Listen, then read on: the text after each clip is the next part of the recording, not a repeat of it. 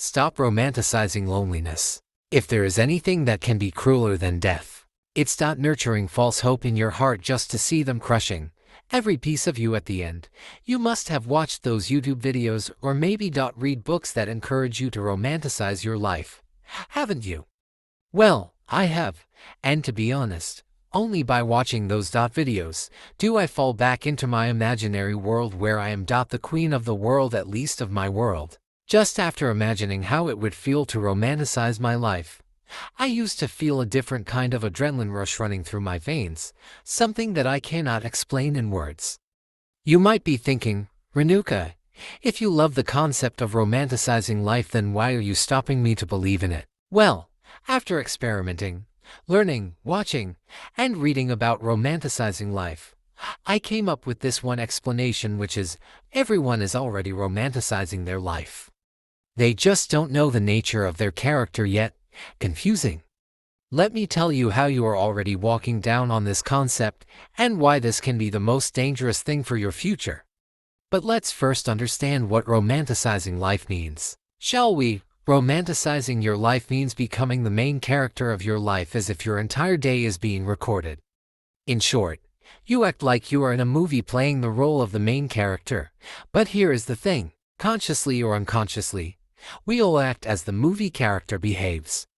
In any typical movie, the story starts with a girl and a boy. Either the girl is broken and finds herself in a dark tunnel with depression, stress, and anxiety, not to mention a poor girl is seen more often, or the same situation is played by the boy. Then the boy comes into her life as the hero who saves her from this cruel world, gives her hope, teaches her how to love, and finally falls in love with her. And after that, both of them face this world together like God was conspiring from heaven for their paths to collide. Sounds familiar? If not the girl, then the boy is broken, and then the girl comes as the goddess to play the exact same role that we have just read.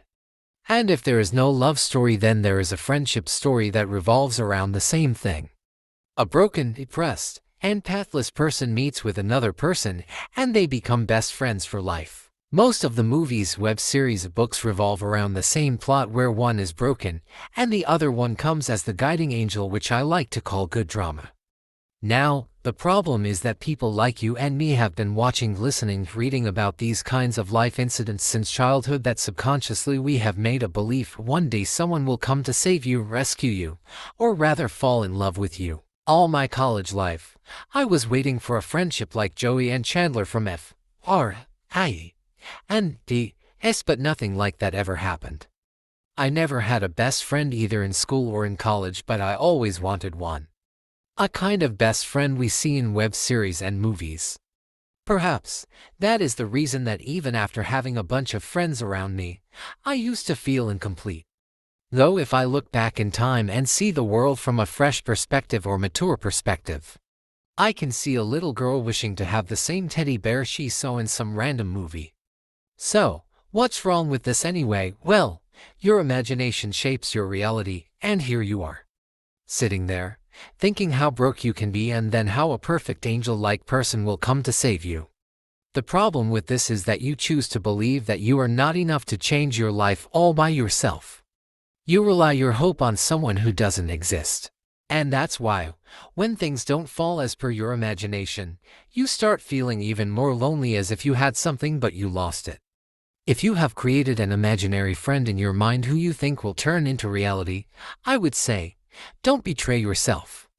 No one is coming to save you or make you laugh or travel with you around the world as it happens in the movie.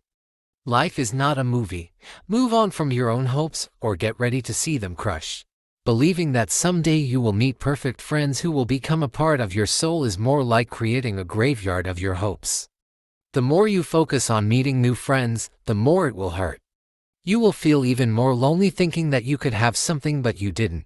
You will have to mourn the loss of someone you never had in the first place.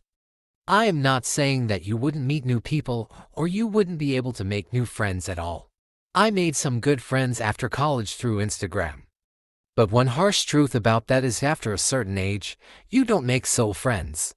You just meet people, help each other when needed, and be nice to each other so that you have good people in your network. As a content creator, I come across a lot of people, but I know in the end that they and I are in touch with each other for the sake of networking. After college, you don't make friends, you just network. You just try to be nice to people so you are not left behind mostly. But if you start imagining every person who is nice to you as your future buddy, then you are practically digging a graveyard of your hopes. And let me tell you one thing from experience, if there is anything that can be crueler than death, it's nurturing false hope in your heart just to see them crushing every piece of you at the end. Instead of imagining yourself as the character who needs someone in the first place, imagine yourself as the main character of the movie that is your life. A movie like your life hasn't been made yet, and a book like your life hasn't been written yet. And that's why you have the creative freedom in your hands to write it as you want, make it as bold and wild as you want, keep it as long as you can, and above all make it about yourself rather than following an old pattern that doesn't empower you. You don't want to play the role of victim in your own life. You don't want to see yourself crying for someone you never had. Chapter 2. The pain of hiding your true self. The most painful and scariest thing in the world is to look in the mirror and not recognize the person staring right at you. The false hope that someday someone will magically show up and the fear of looking like a weirdo makes us do things that we never intended to do. Since childhood, we have learned that the kid who is alone is a weirdo. They are alone because no one chose them. We don't want to seem a weirdo.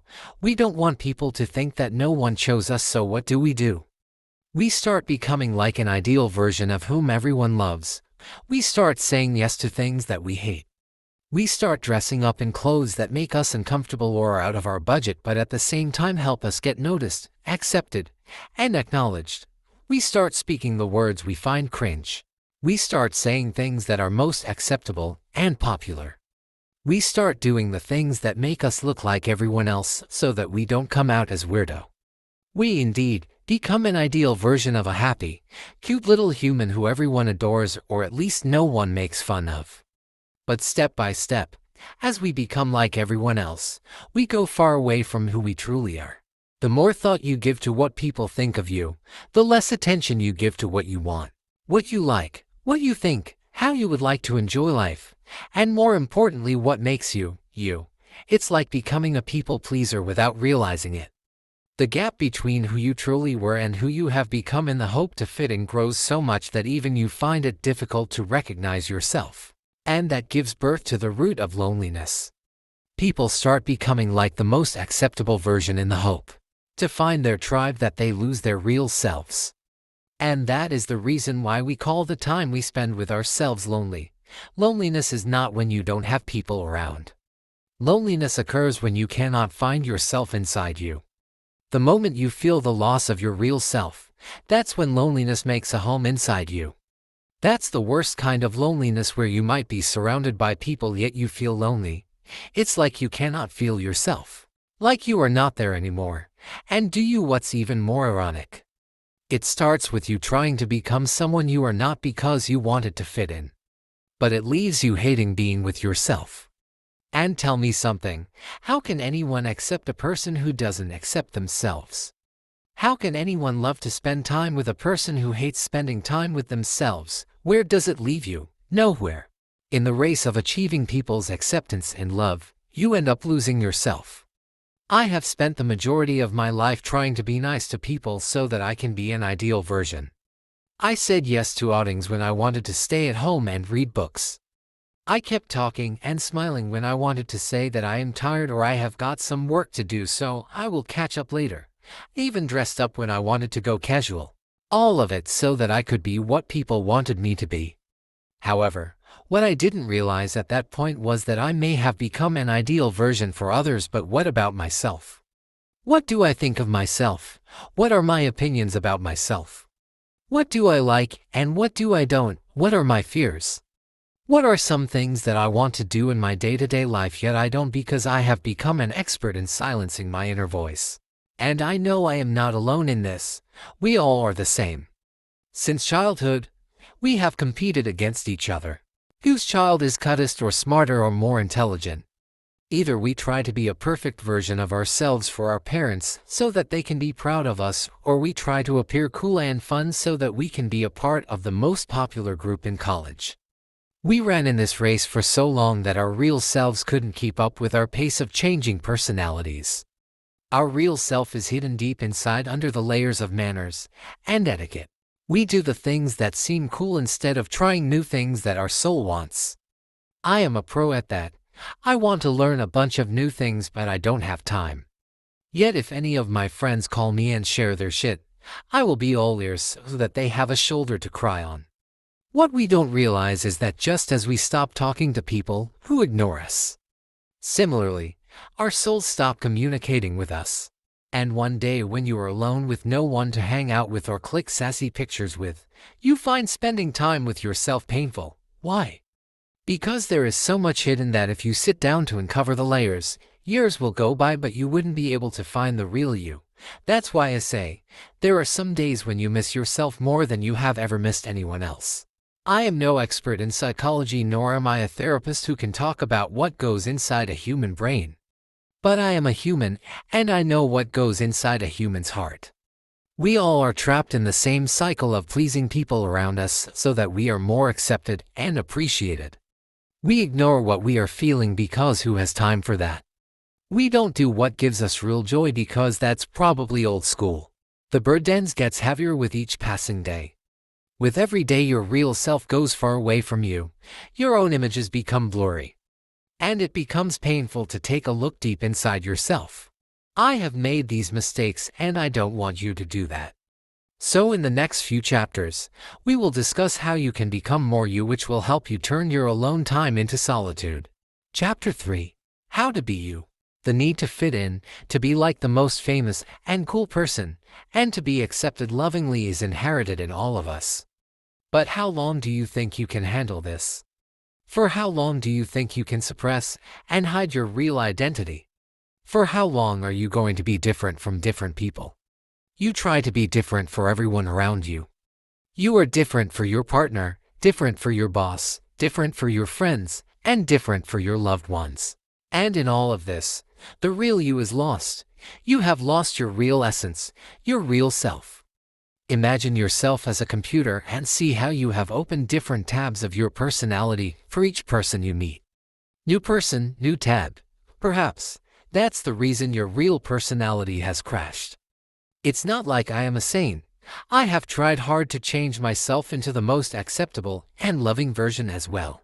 In fact, there are times when by default, I try to hide who I truly am or what I am thinking just to present myself as a wanted person. Why?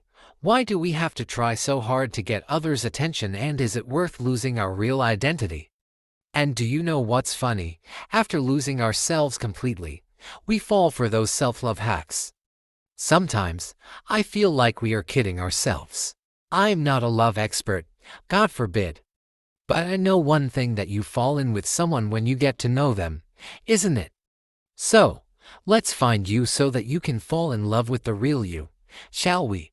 Self-love starts with self-acceptance. I have been using social media like a spy for the past year.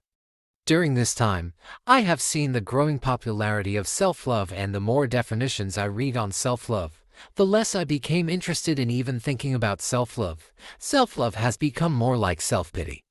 If that wasn't enough, giant companies and clever marketers took advantage of this growing popularity of self-love to sell cute shampoo bottles, expensive perfumes, and things like that. While I will never understand how self-love became about decorating yourself from head to toe, I want to share what self-love really means. A definition that is less accepted and discussed. As clear-cut as possible, self-love is about two things. Number 1, knowing yourself. What you think, how you think, what is your true nature, what is hidden behind all the manners and etiquettes, what is your personality and the like. We will discuss that in the next chapter. Number 2, accepting yourself. Acknowledging everything that is inside you and accepting it, be it good or bad. Most people hide their ugly side somewhere deep inside them so that no one can know their dark side. However, what you don't realize is that the deeper you hide, the darker it gets inside your heart. And that darkness will swallow you bit by bit until you can no longer find the sunshine.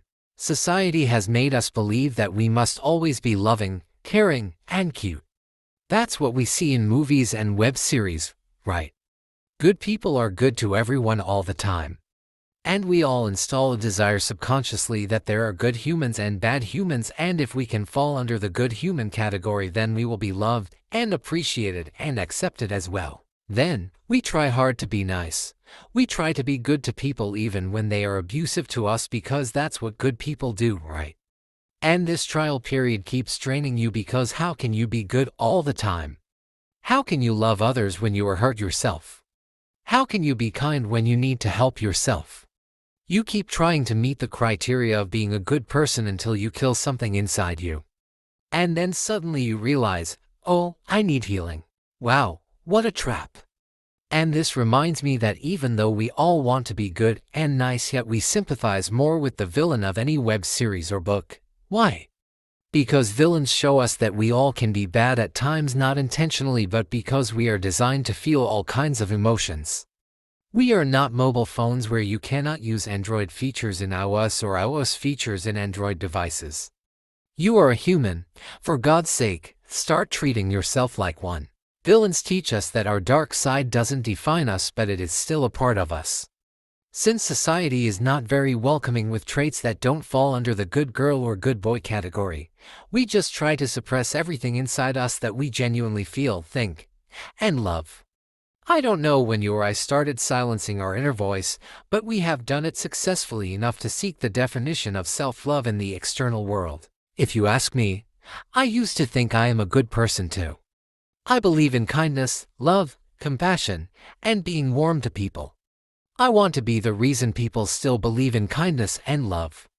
But at the same time, I know I am not God and I make mistakes that at times hurt people. But hating myself for making mistakes, or for letting go of people, or for saying whatever I feel cannot make me love myself. So, can we please stop playing this game? Can you please stop pretending that your dark side doesn't exist? Let me share an example from my own life so you can relate better. As I said, I want to be nice to people so that I don't become the reason someone cries. But after 2 years of constant self-examination, I have studied my behavior. And that behavior says that I can be selfish at times. Yes, that's true. I am not all good, nor am I God. I have chosen me over my friends many times. Although, the whole self-love journey made me realize that it's okay to accept myself as a selfish person. That's one of the truths about me. I know good people are not supposed to be selfish, but I am. I can either hate myself for that or learn to use this one trait in my favor. Learning to choose myself, my happiness, and my career over anything. This one truth about me made me realize how I function in relationships with friends and family. Since I know my behavior, I would always set my expectations clearly so people know what they can expect from me. This clarity is what brings peace to your relationship with yourself and others.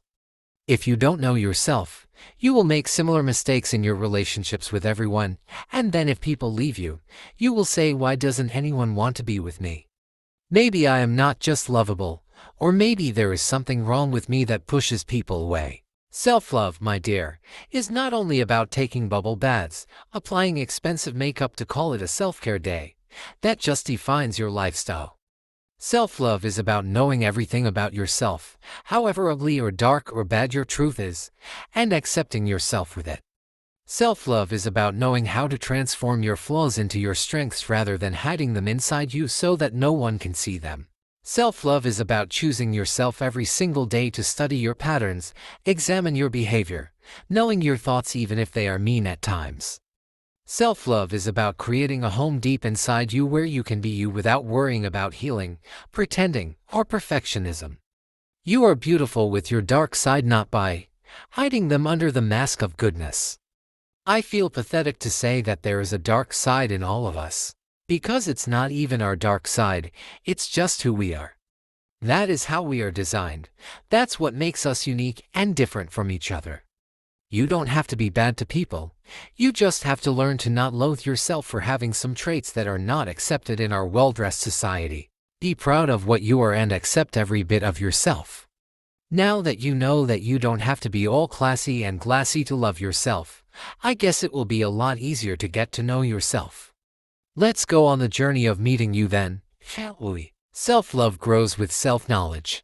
Your inner world has more wonders than the 7 wonders of the world. I wish I could tell you some hacks and techniques to get to know yourself, or perhaps a schedule or a video that you can follow, but the sad news is, you are not a subject that you can just study, understand, and close the book. You are a human, well, yes, not brand new information, but without stretching it unnecessarily. As humans, we change rapidly, we evolve. Our preferences change and our working style changes and our priorities change. What worked for you yesterday might not work for you tomorrow. What you liked 3 months back may not be your preference today. How you like to spend your time 6 months back might be something you hate today. Hands down.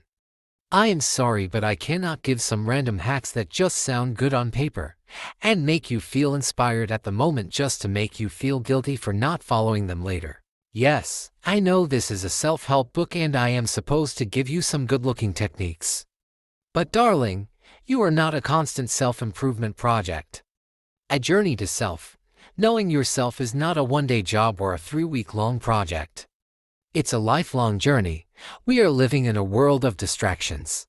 It takes less than a second to start wishing for something that we never wanted just because everyone else seems to have it. Enjoy it. In such a world, where you are always surrounded by noise, it's tough to stay connected to the voice deep inside you. And let me repeat it again. It's a lifelong process to know yourself, and secondly, not to lose yourself. There are a few things that help me and I hope they will help you as well. These are not instant hacks but everyday habits that I follow to date, so be ready for the execution of them. Come face to face with your mind. It is a joy to be hidden, and disaster not to be found. D.W. Winnicott. When you are alone, you are dealing with just one mind, your mind. Some treat it as a luxury while others treat it as a punishment. During your alone time, you are on your own. Your mind has a way of pulling you back to everything that had or could go wrong in your life. Your mind plays tricks on you to create unnecessary worries. When COVID-19 hit the world and we were forced to stay at our homes, I did a lot of digging in my mind. Initially, it felt more like a punishment because I wasn't ready to listen to the 1,000 thoughts that my mind was generating every other minute. It was at that moment I realized how my mind never sleeps and always gives me a reason to worry about. Hence, the itch to go out in public and ignore the mind's voice. Perhaps this is the reason why so many people end up being in toxic relationships. People are afraid of what their mind will do to them. They are afraid of what their mind will make them believe. And they are afraid of what their mind will push them to do. In my case, calling my mean friends, as Rollo May said, many people suffer from the fear of finding oneself alone, and so they don't find themselves at all. Though I dug deeper into the problem and said to myself, being with me doesn't have to be so cruel and tough if only I become more mindful. I started doing more meetups with my mind to understand myself better. To know what goes in my mind, how I think, how I react, what triggers me, and basically everything that I was once afraid of uncovering. And if there is anything that I realized with these regular meetings with my mind, it's that your mind is not stupid nor it's your enemy. You cannot stand being with yourself because there is so much buried inside you. Things that you don't want to admit. Though, let me tell you one thing. There is freedom in knowing yourself. You feel like nothing can hurt you when you face everything that your mind was threatening you about. So, instead of finding ways to silence your mind, get up and come face to face with whatever your mind has to offer you. There were things about myself that I didn't want to admit, my default behavioral pattern in certain situations. However, now that I have accepted it, I don't fear my own mind. I am working on those things to upgrade myself. Use your alone time to know yourself. When you are alone, you are dealing with just one mind, one set of choices, behavior, and thinking patterns. Hence, it becomes easier to study yourself and get to know what you like and what you don't like, how you think, and how you react. The reason why most people find it so difficult to sit with themselves or read their own thoughts is that there is too much untapped and unnoticed. And obviously, years of ignorance have created a vast pool of things that you need to deal with. So, it may seem a little scary when you sit and boom, your mind starts attacking you. One bad thing you did years ago, some regrets and mistakes that are living in your mind rent-free to give you something to worrying about on days you finally decide to be happy, or maybe some bad thoughts that keep returning back even when you don't want them. Most people cannot muster enough courage to face it all, hence, the smarter way seems to be to silence it all by throwing short-term pleasure on your face like watching Netflix, or going out with people who you don't like. The simple fact that you don't know yourself is the reason why you accept the bare minimum from people. They help distract you, and this is what you want, don't you? So, yes, there is a lot inside you. But it is all a part of you, so there is no permanent escape. You have to face it all. One day at a time, one thought, one regret, one guilt, one bad decision at a time. And I promise, once you face it all, once you uncover all the layers of your past, once you acknowledge everything that your mind was threatening you against, you will feel free, like you can take a breath without any fear. That's the start of peace. So, give yourself the time it requires to uncover what's buried inside you. Everything that you have been ignoring for such a long time. Every thought you are afraid to accept. Every decision that you regret taking, not taking. Set yourself free. It won't be easy, but it will be worth it. It will take some time, but my advice to you is, if you can do one thing, I recommend you to try this challenge. Every day takes at least 10 to 15 minutes to just be with your soul. You must take out some time to know yourself, a time when you don't have to fake it, and when you can completely accept yourself without any judgments or fear. Practice. Sit with yourself and try to read your thoughts. Read your thoughts like you are reading a classic book. Like you are spending time with the most amazing person on this planet. You can say and feel anything without worrying about what people would say. You can share your trauma or unhealed past as if you were your own therapist. And one day, it will become interesting to get to know so much about yourself. You will feel excited to know why you laugh at a certain joke and why you eat a certain dish in a certain style. It will start feeling like falling in love with yourself. Know yourself. The greatest thing in the world is to know how to belong to oneself. Michel de Montaigne. I was in high school when one of my professors said this. You all seem to act too smart, as if you are the kings, queens of the world, while in reality, if I ask you to speak about yourself for as many minutes as your age, 18 minutes let's say, if that's your age, then none of you can speak even for a minute. He continued, and when I say about yourself, I don't mean the worldly tags that you have accumulated, I mean the real you. Back then, I didn't understand what he meant. I thought he was being angry for no reason.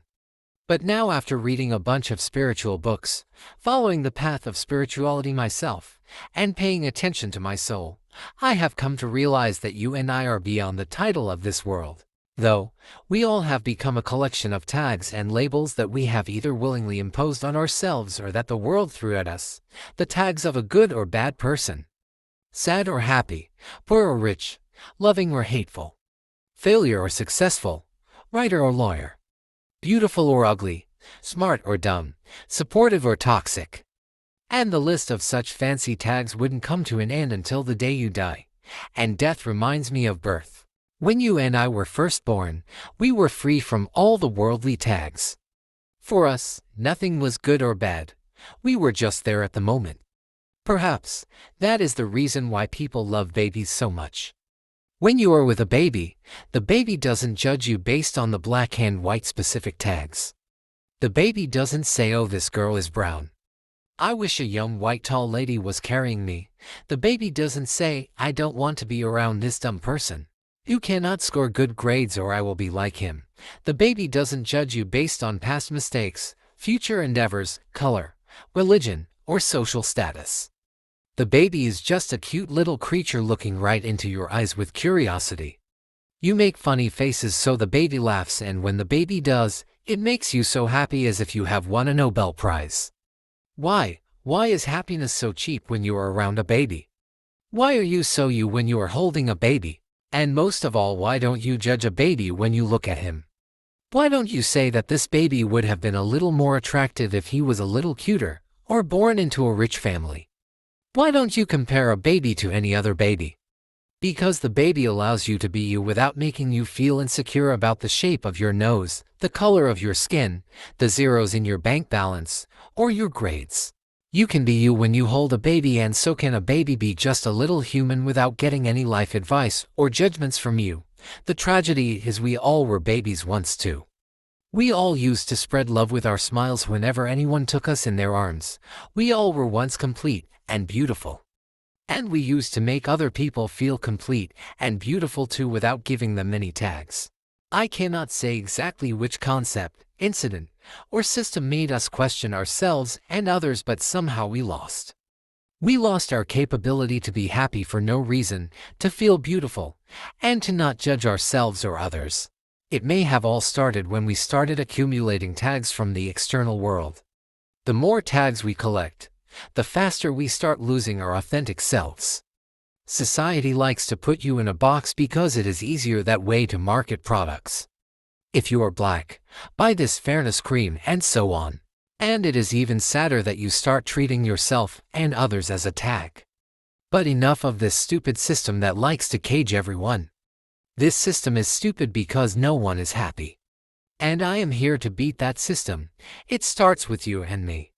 And to break that system, here is what we can do: free yourself and others. When I was around 10, there was a death in my family. It was my grandfather's brother's wife. And I remember one of my relatives was talking about me. She said I don't look as good as other girls in my family do. Can you imagine? There is a dead body and people are busy judging you. What do you think I must have felt? I remember not considering myself beautiful till the age of 17, and I know how it feels to be judged so badly. But what I also remember is I tagged myself as ugly, and that shattered my confidence till 17. It happens to all of us. Everyone gets different kinds of tags from the world and starts defining themselves as per the tag. And that tag can leave its imprint on your heart until you can no longer bear its burden. So, I would suggest you let go of all the tags that the world has thrown at you, tags that you have attached to your soul, and free others from the tags you give to them. Don't define people. Don't put people in a box. Don't give them tags, because your one tag can be a pain in someone else's heart. And, if someone else is giving you tags, be it good or bad, instantly mutter in your mind yet another tag. But, I don't want it. Be free, and let others be free too. Don't make life so specific that it feels like carrying a burden. When we start defining ourselves with one particular thing, our entire focus revolves around it. And when that one thing goes wrong, we feel like a failure. And it's not just about the profession but personal relationships as well. For example, if I say I'm an author and put it as a label, I will always judge myself based on the number of copies of my books have been sold, how many people loved my book, and things around it. And if someone doesn't like my work, does that make me a bad writer? Something similar happens in personal relationships as well. When we become attached to one person's relationship, that person or relation starts defining our existence. That person can control our lives. That relationship can break our hearts into pieces if someday it ends. It could be with your romantic partner or your parents. If your mother doesn't acknowledge your efforts, does that make you a bad daughter? Am I just a collection of tags and labels? And should I spend my life collecting all the good tags like a good daughter, loving partner, good sister, supportive friend, a good writer, and more such tags that are well accepted in society?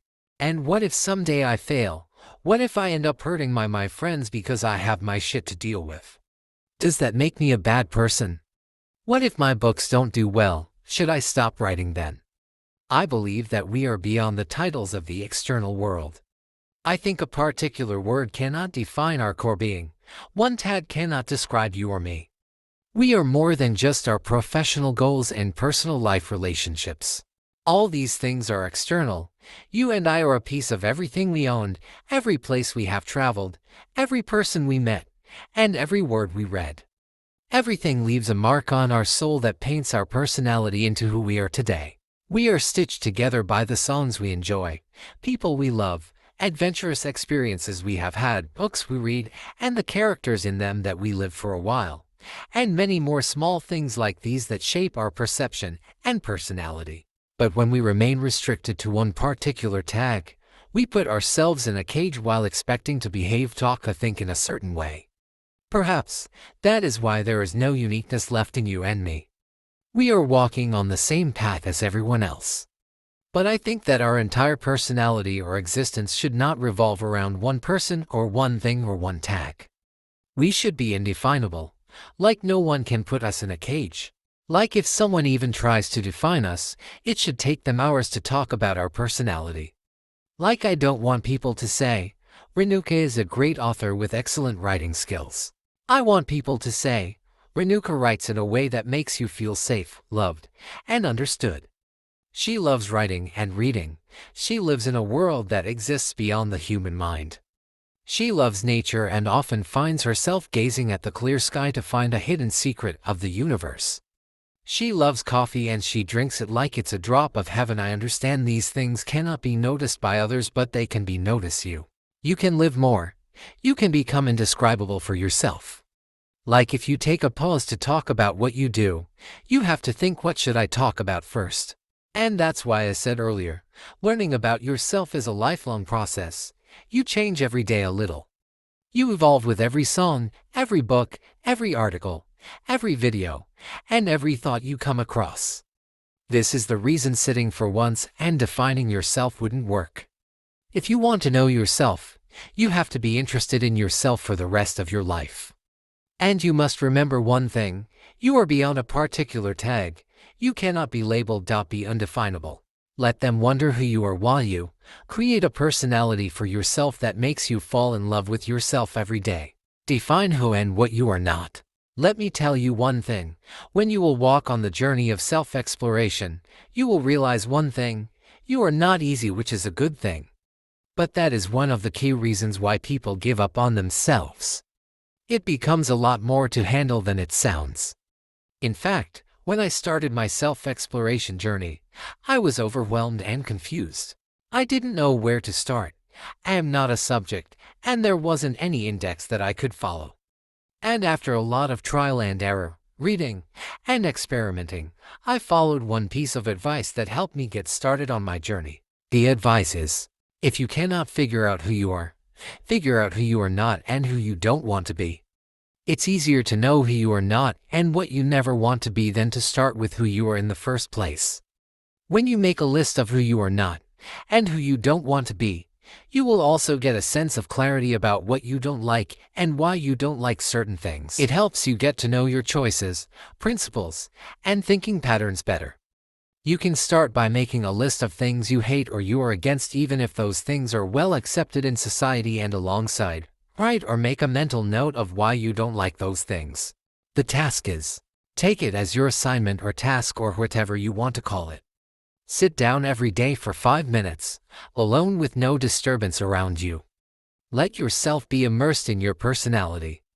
Write down 1 or 2 things that you think you don't like, and then write why you don't like those things. It will help you to know your values, hence, getting closer to yourself a little.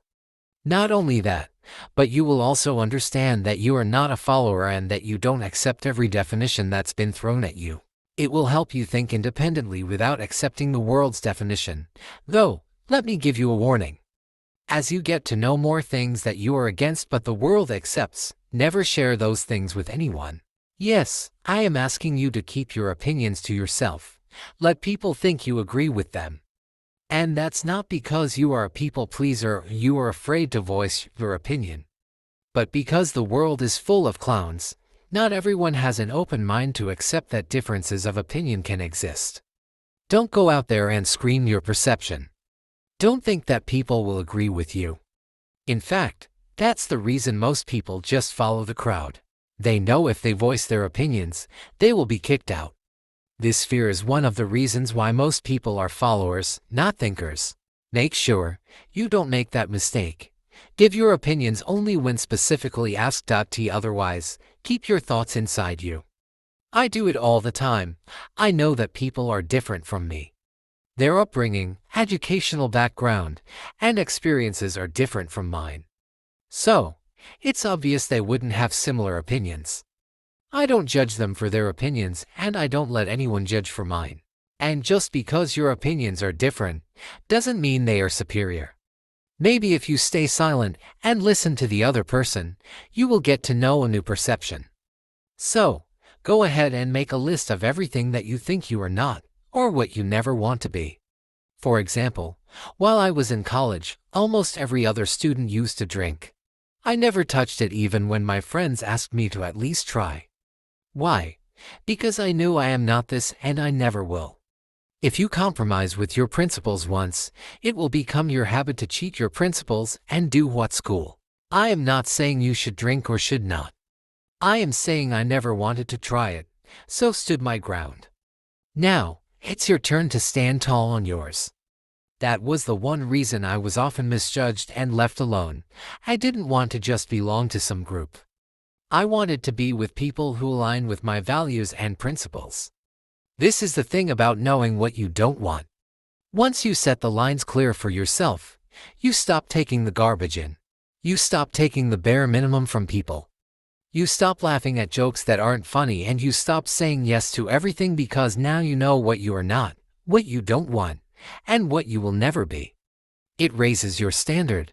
It makes you feel that you are not here to adjust to everyone or everything. You simply learn to reject what you know you don't want. It's that simple. There is no such thing as learning to say nitrogen monoxide.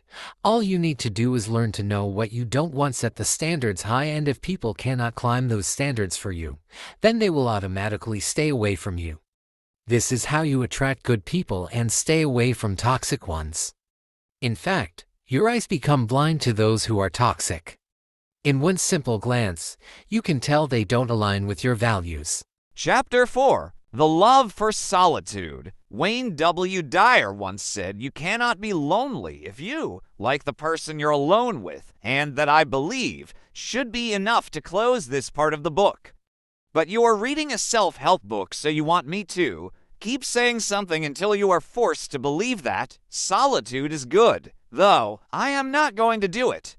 Do you know why? Because that's our problem. We want others to make us believe in something, hold our hands, and show us the path. And when people leave us in between the journey, we feel lost, like it's all dark and scary. What you don't realize is that you need to walk alone to reach where you want to go. Everyone has different goals, so they cannot take the same route as you. You will meet some good or bad people on the way, but eventually they will turn the other way to move towards their journey, and in the end, you will be left alone. The choice would be yours whether you want to stay on the way and cry and scream at people for leaving you while they enjoy their journey. Or do you want to keep walking and get closer to your dream destination? In both cases, you will be alone. But the choice of crying and seeing yourself as a helpless person, or to keep walking and enjoying the journey, will be in your hands. After 5th grade, I never stayed in any school for longer than 2 years. I kept switching schools until college. Being an introverted and extremely underconfident child, it was already quite tough for me to make friends.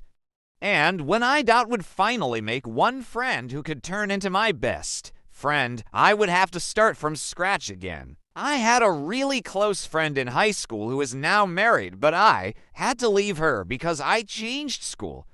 Then I had another really close friend in +2, but then it was time for me to leave my hometown and shift to another city for college. And then, as God was creating a perfect illusion, I met my then best friend on the first day of college, who was also my roommate for 4 to 5 months. The two of us were such great friends that even professors knew that we always stayed together, and for the first time, I felt like I found a best friend. But then I got really sick and had to come back to my hometown for 15 days. I was already replaced. I knew that now I no longer fit in her definition of fun, so boldly I asked her to pick either her new friends or me.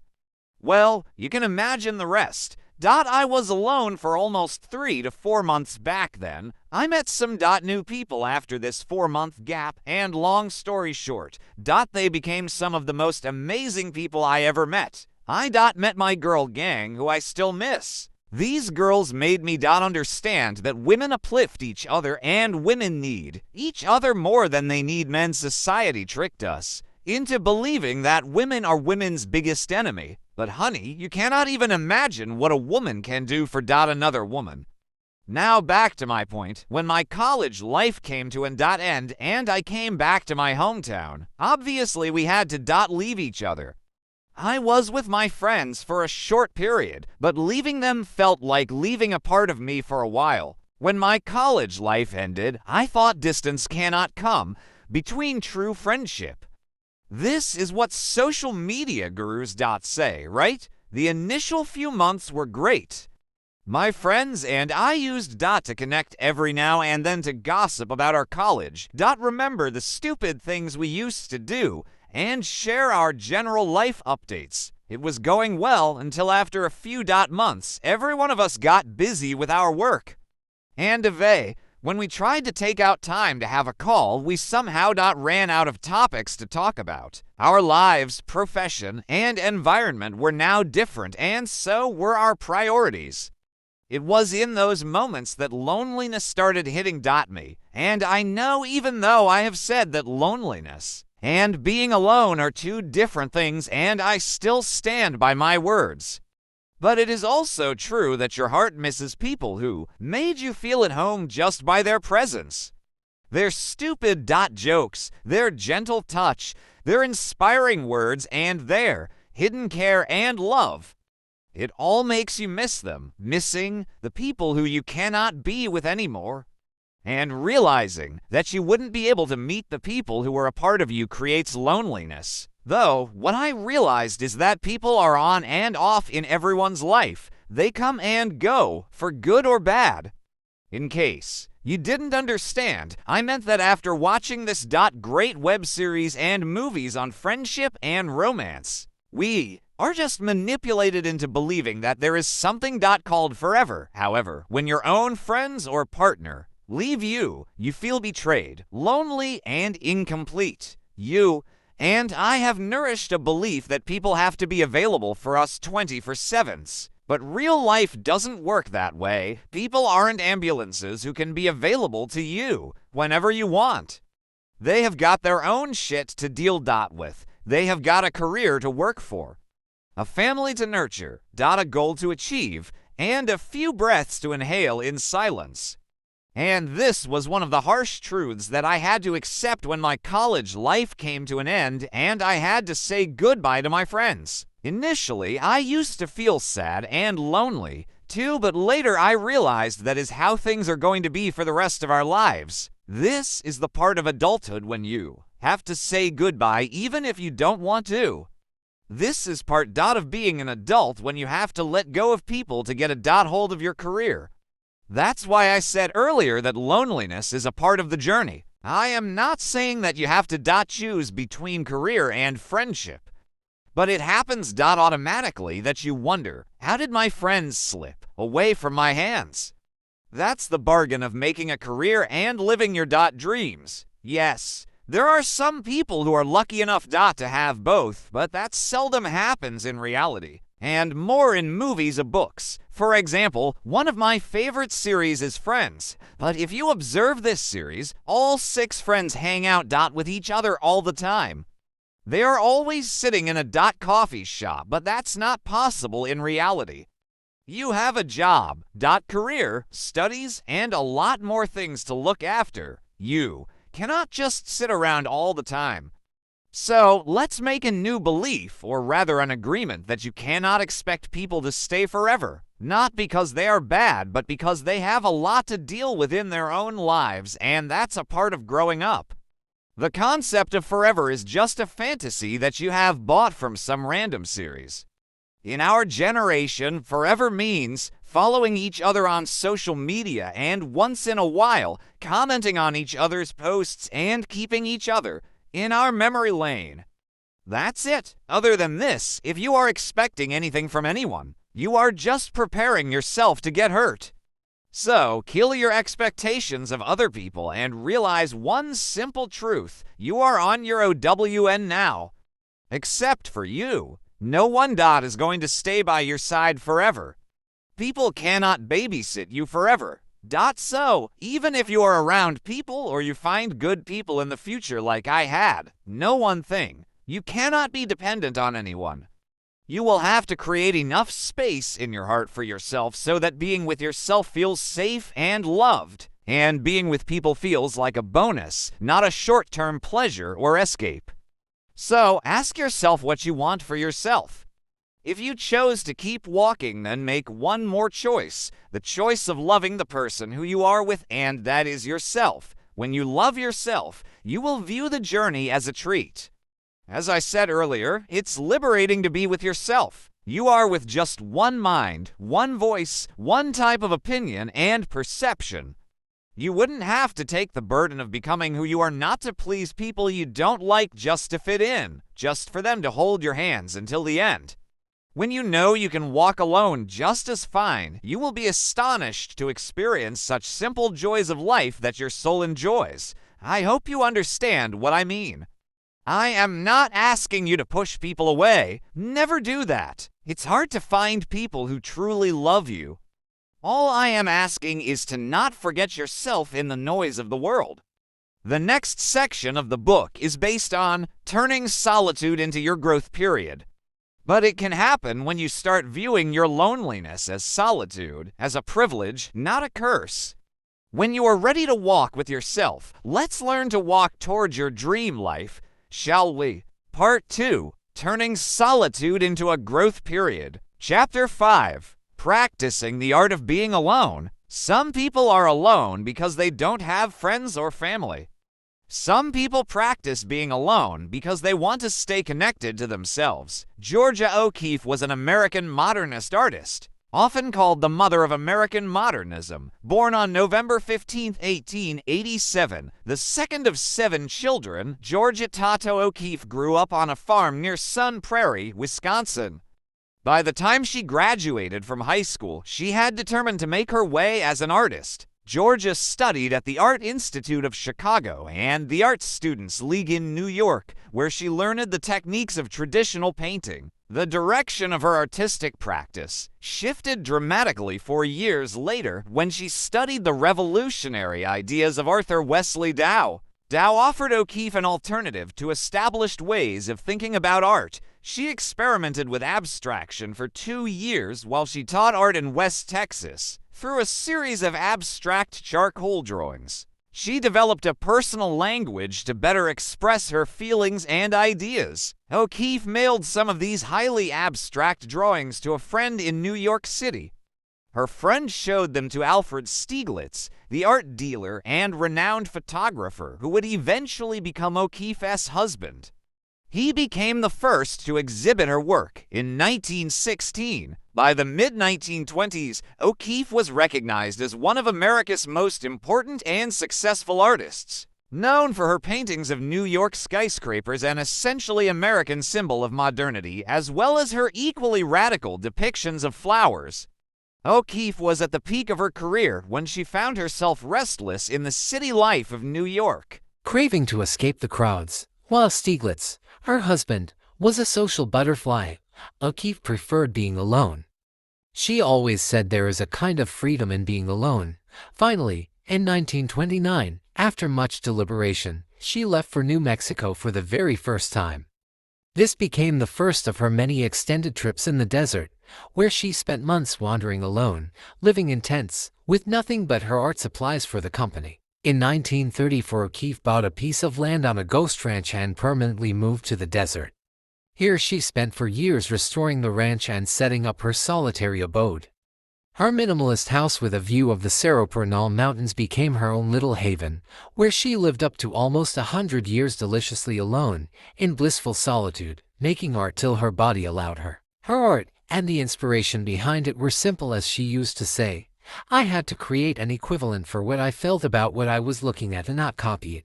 Georgia O'Keeffe is not the first nor the only artist who found inspiration in solitude. History, if you flip the pages, is filled with examples of legendary artists, warriors, and writers who found their hearts speaking to them directly when they spent time with themselves. Much like Georgia, Nikola Tesla preferred solitude and went on to say, The mind is sharper and keener in seclusion and uninterrupted solitude.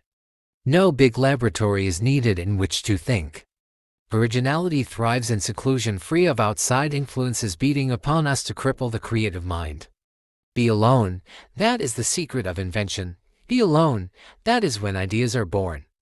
That is why many of the earthly miracles have had their genesis in humble surroundings. Vincent van Gogh was a Dutch post-impressionist painter who became one of the most influential figures in Western art only after his death. He created over 2,100 artworks, many of which while living in solitude. Vincent often felt lonely, but instead of crying over it or finding fake, a grating company, he uses his art to express himself and his experiences with loneliness. He once said, "Though I am often in the depths of misery, there is still calmness, pure harmony, and music inside me." These are just some of the examples of the greatest artists who choose to be alone so that they can eliminate the external noise which takes them away from their true nature. Cal Newport talks about how all the great writers, artists, and inventors choose to spend time with no distractions so that they can connect with something deep within themselves and create a true masterpiece. The irony is, where our generation is treating solitude as loneliness, something to escape and feel ashamed of, there was a time in history when all the great minds sought solitude to travel inward. Solitude was once a luxury to experience the calmness of the world that lives inside us. I wholeheartedly believe that this cannot be random.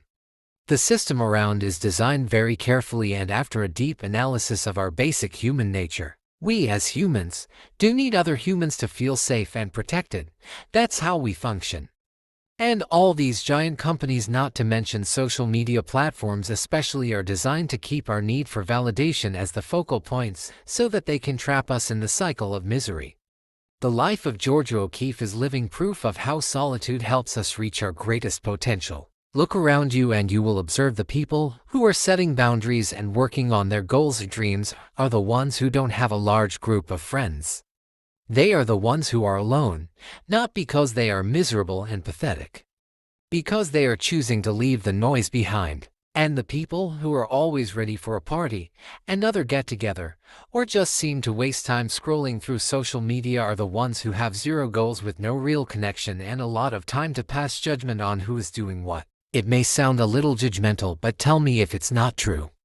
People who are up to something, people who are working towards their future or busy creating their art don't have time to feel lonely. Rather, they crave to be alone so that they can focus. Focus is a new luxury. In a generation that is happy being distracted and easily manipulated, focus doesn't come easy.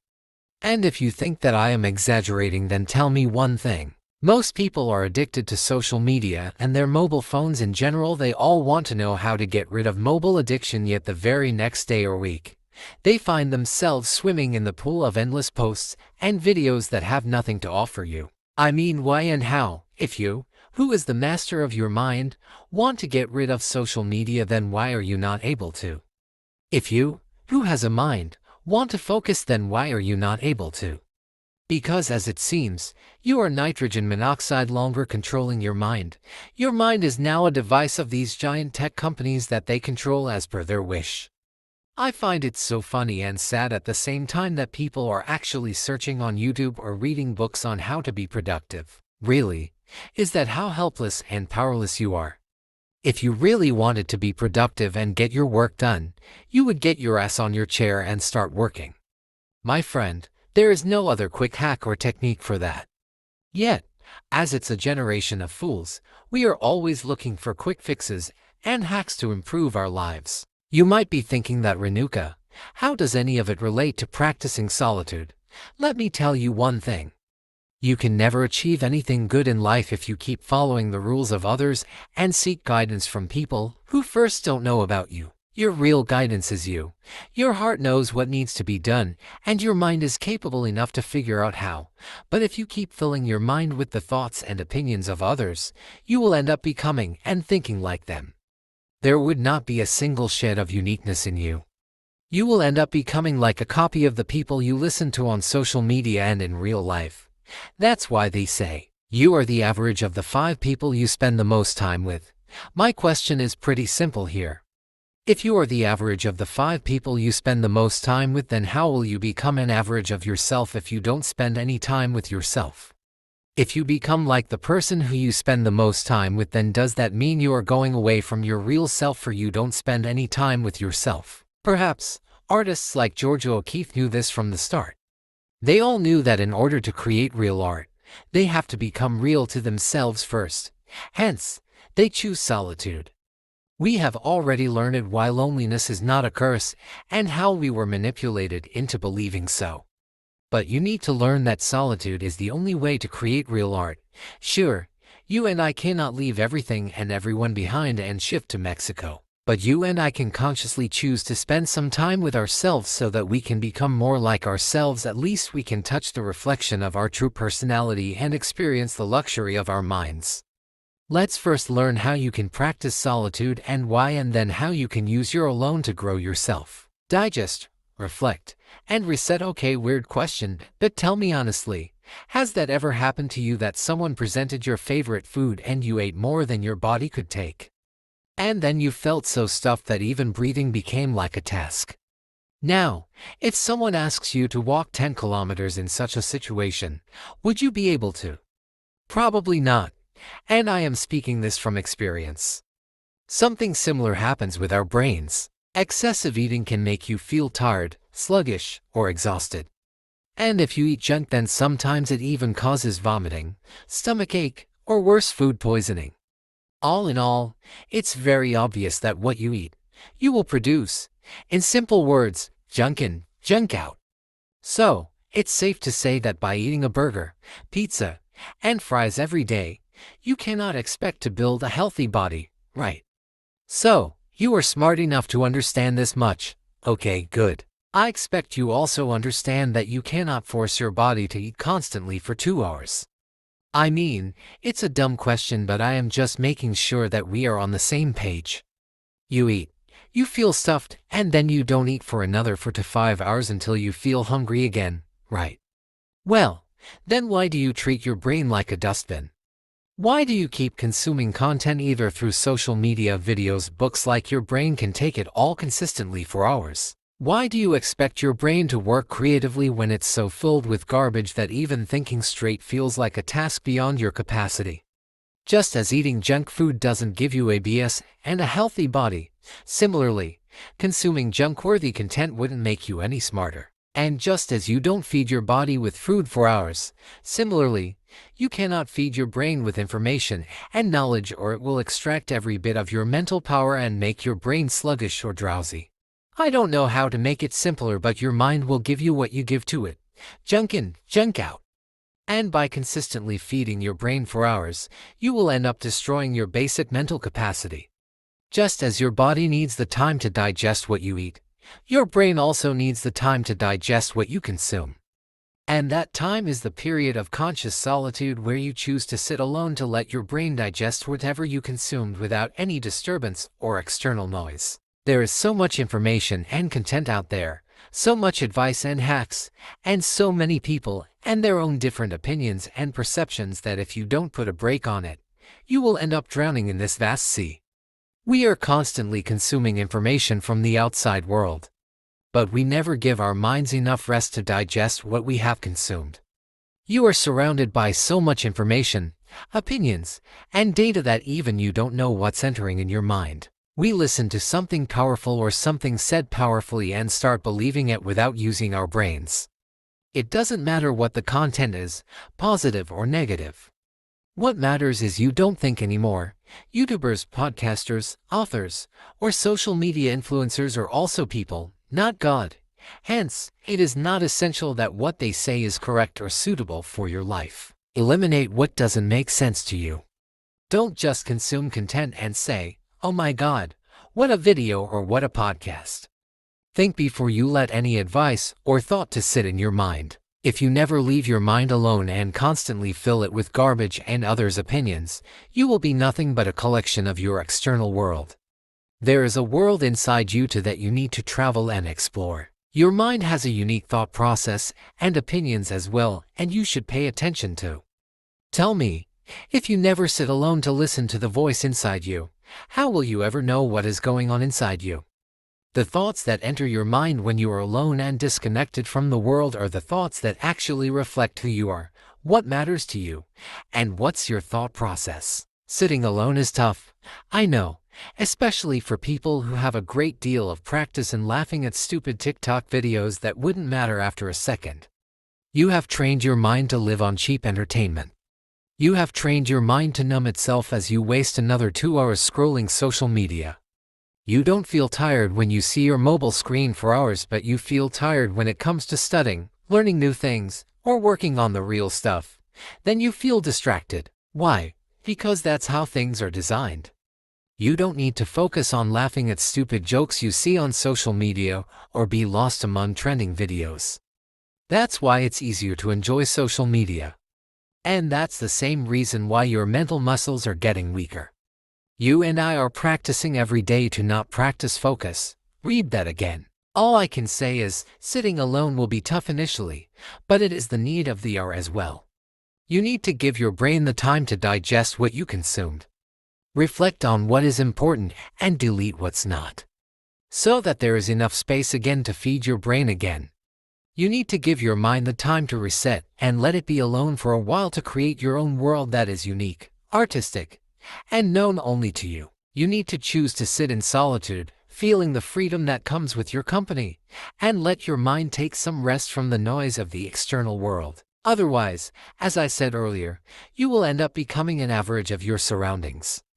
The time you spend with yourself will help you to filter out the garbage, curate your own opinions, analyze your thoughts, and study your beliefs. In simple words, detox your brain every day. The art of getting bored. When I was starting my journey as a writer, I used to watch and read the interviews of famous authors, and one thing was common in all of them. They all said the best ideas come into their mind when they are not looking for them or not doing anything at all. It's not just the authors, but if you ask any creative or artistic person, you will get the same answer. And I always thought that it was impossible until it happened to me. We are always busy. One task after another. One email after another. One video after another. One thought after another. The cycle never ends. We never take a pause to reflect on who we are becoming, what we are losing, what we are thinking, or what our thought process is. When you are just taking outside information without thinking about what you are consuming, you end up doing thinking and becoming like your surroundings. And then you complain about not having creative ideas. When I started spending more time alone, I gave my mind much-needed rest to relax and recharge while decluttering the unnecessary information my mind has stored. And trust me, in the most unexpected moments, I started getting such beautiful ideas that I never thought were possible for a person like me. I used to think I am dumb, so. It is the relaxed mind that generates more ideas than a stuffed mind which is so full that it might throw up in the form of stress. If you keep feeding your brain with something all the time, then you are leaving no room for your brain to digest that information. It's proven that your brain needs time to process that information. And when there is no gap, it all becomes a mess in the brain. That's the reason why some people feel tired all the time, and why they cannot focus, and why creativity seems to be far from their reach. In a world filled with major stressors and to-do lists, it can be difficult finding time to just do, well, absolutely nothing. And this is the biggest reason why you should find some time to do nothing. In Eat, Pray, and Love by Elizabeth Gilbert, she introduces an Italian concept, dolce far niente, the sweetness of doing nothing. Doing nothing means doing absolutely nothing. No mobile or social media, no book or gossiping. Just you in the moment with no hidden purpose. It means slowing down, without hurling your mind in multiple directions, and just being. The sweetness of doing nothing or the art of getting bored is somewhat similar to me. Our world is full of cheap entertainment. As soon as you feel bored, you open Netflix or watch a bunch of people dancing or doing weird acts on social media. All in all, entertainment is at your fingertips and you access it at any time, but that is making you weak and numb. We wear busy as a badge of honor. If we are not working, we are doing personal development, traveling, being productive, starting businesses, learning, growing, creating, etc. And not being busy feels scary. For some people it means that they have to meet themselves face to face, For others, it means not feeling worthy. Some can't handle not being perfect and useful. When we have free time, it just doesn't feel right. We have learned to either silence or number brains. We either throw short-term pleasure or entertainment or a big to-do list on our faces so that we are always busy. But what we don't realize is that getting bored is an art. In a world where you have thousands of options at your fingertips to enjoy, it's an art to know how to feel completely satisfied with doing nothing. Not only do you put a full stop to unnecessary content and give your mind the much-needed relaxation when you consciously choose to do nothing, but you also learn how to gain self-control. Most people go back to their toxic ex or friends because they cannot bear the thought of having no fun in life. People feel boredom, so they accept the bare minimum from others. But getting bored is more like a form of meditation. You do nothing, you sit alone with yourself. The only condition is to be aware of your mind. Don't let your mind slip back to negative thinking or self-sabotaging. You learn to control your mind. You learn to control your desire to be with others. You learn to control your desire for cheap entertainment. You learn to not give up on short-term pleasure. This builds self-control. You learn how to be bored like an artist. And then your mind rewards you with the most amazing creative ideas, the kind of ideas that you never expected. You cannot get out of the world ideas when you are spending all your time doing something and not letting your brain communicate with you. You wouldn't get creative ideas just on your first day of practicing the art of getting bored. The first day will feel like a total waste of time, and probably you will curse me. Your mind will play tricks on you, reminding you why you are not enough or something bad from your past, and before you know, your time of getting bored will turn into overthinking. But that's where you need to learn to be an artist. As you practice the art of getting bored, you leave your mind free to wander the distinct world inside you while being fully, completely, absolutely aware of where your mind is leading you. Just when you realize that your mind is dragging you down, you take back control and perhaps consciously choose to think about something else that relaxes your mind. It's an art, so it will take time, but not only will it make you more creative, but it will also teach you how to become the master of your mind, how to control your desires, and become more patient and calm like water. Learn to belong to yourself. Knowing how to belong to yourself is an art in a world where everyone is finding their home in others. I might sound a little rude, but here is a truth about life. Nothing stays forever. People who you love today will leave you, or you might have to leave them, or they might change. People cannot stay by your side 24/7. We have built a world where chasing success requires going miles away from family and friends, shifting to a new city for a new job, or leaving home for college. Life and people change. Our priorities change, and in that case, if you never learned how to belong to yourself, you will end up feeling lonely every time someone leaves you. You should keep your heart open for your loved ones so they can walk in and make you feel loved. You should enjoy the company of those you love. But you should also learn how to enjoy your own company. For example, one of my friends has been in a relationship for the past 5 years. Her life revolves around her boyfriend. Her boyfriend had to shift to another city, which is about a 12 hours drive away from her. She called me yesterday and said, "I don't know what to do without him. My life revolves around him, and now that he is away, I feel so empty." I will say the same thing to you that I said to her. Make your life like a garden where you have all types of people and interests and hobbies, so that you always have something or someone to love and receive love. Have friends you adore, enjoy the hobbies you are passionate about, water your plants, and love your pets. Create things and build that relationship around you that keeps you excited, so that love is always around you in every form. Life will be more colorful that way. Learn to belong to yourself without feeling the need to be with others. Where there is a need, there is a settlement. You will settle down for less. But when you are satisfied with yourself, being with others wouldn't come out of your desperation, but rather a real and genuine connection based on love and care for one another. People you can select rather than living at the mercy of others to be selected. And if you want to learn how to be satisfied with your own life and build a life that makes you feel proud of yourself, let's learn to use your alone time to turn into your growth time, shall we? Chapter 6. Turn loneliness into growth. The other day I was reading Garden Spales and I really liked a quote from the book that says, "You are who you are, whether you like it or not. So why not like it?" I believe this quote holds true in all areas of our life. You are alone, whether you like it or not. So why not like it? And if you cannot find a reason to like it, then create some. You cannot expect life to throw reasons for you to be happy, cheerful, and successful. If you want something, you go get it. When I came back to my hometown after college, I knew nothing. I didn't know what my passion was and how I was going to make a living out of it. I was alone, desperate to achieve something without having any specific skills set, with societal pressure hanging on my head 24/7 to prove my worth and absolutely no one to talk to share how I was feeling. During those few weeks, I was so consumed by self-doubts and pity. Today when I am writing this book, if I look back, I can see that the only person who was missing from my side was me. And it's not just the case with me but you as well. When it comes to supporting others, we stand tall with them. When it comes to encouraging others, we somehow give a perfect speech that is worthy of featuring in a TED Talk.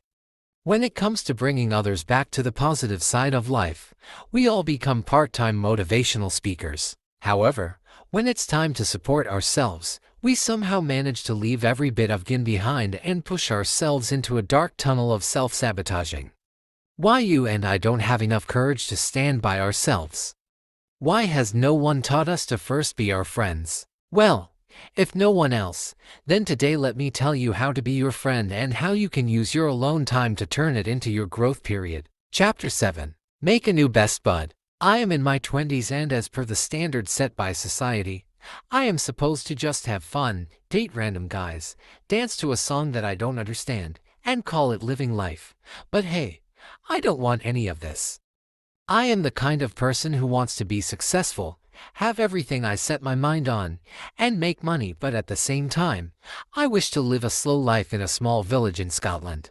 Quite amazing, right? However, as I said, the path to success is lonely, and you can either choose to hang out with your friends every other day or you can be focused to achieve your goals. Your friends may not have similar goals as you. Or when you want to study, they want to have fun, you need to choose one. Just to be clear, I didn't have much of a choice after coming back to my hometown, so obviously, I settled with the latter option. I decided to dedicate myself to my goals. I decided to live for my dreams. I decided to turn my imaginary world into my reality. I decided to make friends with a friend who will last as long as I want. A friend who will help me get closer to my goals. A friend who will make me feel important and confident every day. And I still have that friend with me at every stage of life. It's tough to maintain the friendship, but it's worth every effort. And I am asking you to become friends with my friend as well. You will be 10x happier than you are now. Want to know who that new friend is?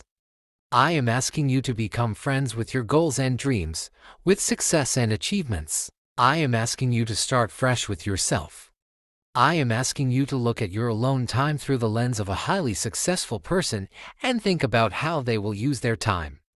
And if you think about it, it's neither loneliness nor solitude. It's just time. How you view it will decide what kind of label to put on it. And that label depends on your mindset. So, yes, I am asking you to change your mindset, transform your perception of loneliness. Look at it with the lens of your own future version who is highly successful and expecting you to use this time to grow yourself. Work on your dreams, get closer to your dreamland one step at a time, and feel empowered as you think, what all can you do for yourself in your alone time? It's honestly that simple. Just as I said at the start of the chapter, being alone is your reality now, so why not change it into something where you start loving your solitude? Why don't you turn it into something that being alone feels like an opportunity, a luxury, a lifestyle that helps you level up your game? So, yes, I am asking you to be friends with success.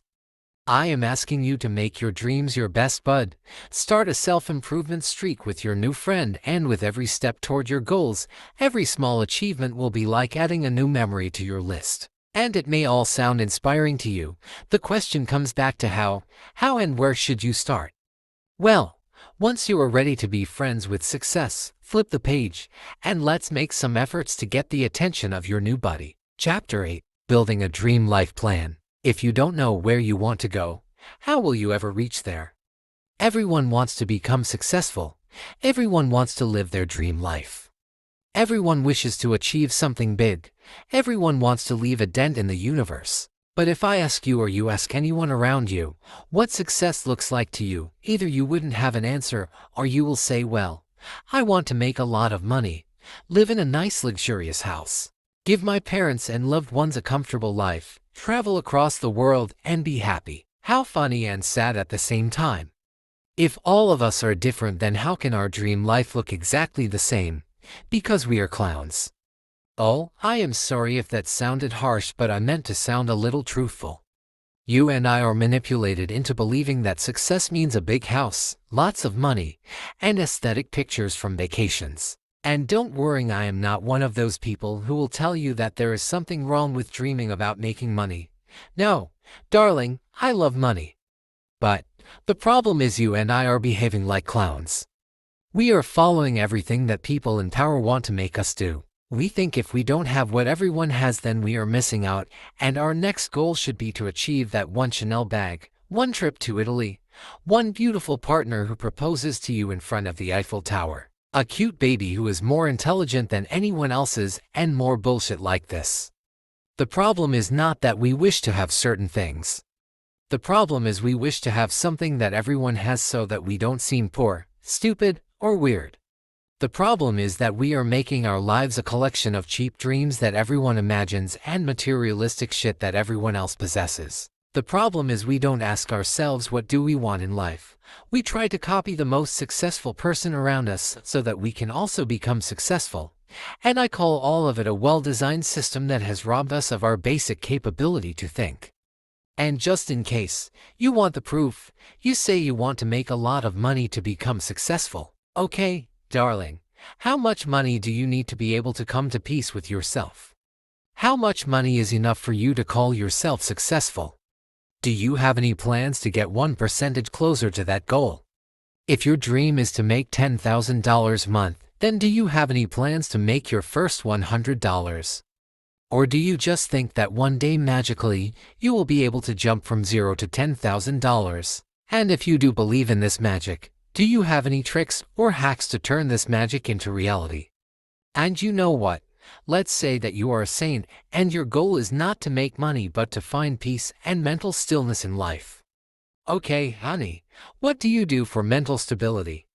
Do you meditate, and for how long? Do you meditate once in a while just to curse your brain for throwing thousands of thoughts at you, or do you meditate every day at a fixed time whilst following a fixed mantra guidance? Do you journal, or do you just overthink about how your life is a mess? See, I don't have any intention to make you feel bad. I'm just introducing you to your reality. You are living in a bubble if you think that just by imagining and wishing to become successful, you will become one, that too when you don't know what success means to you.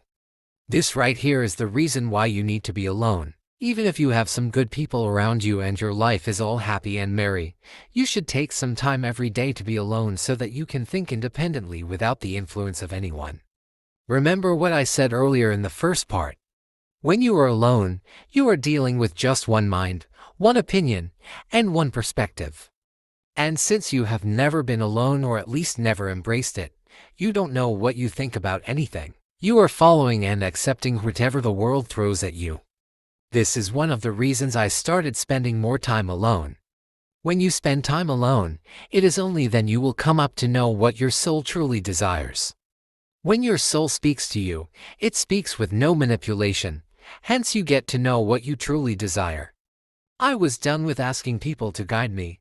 I was one of those people who could never make a decision on my own. I was so underconfident about my opinions that if I had two choices before me, I would spend eternity just to pick one.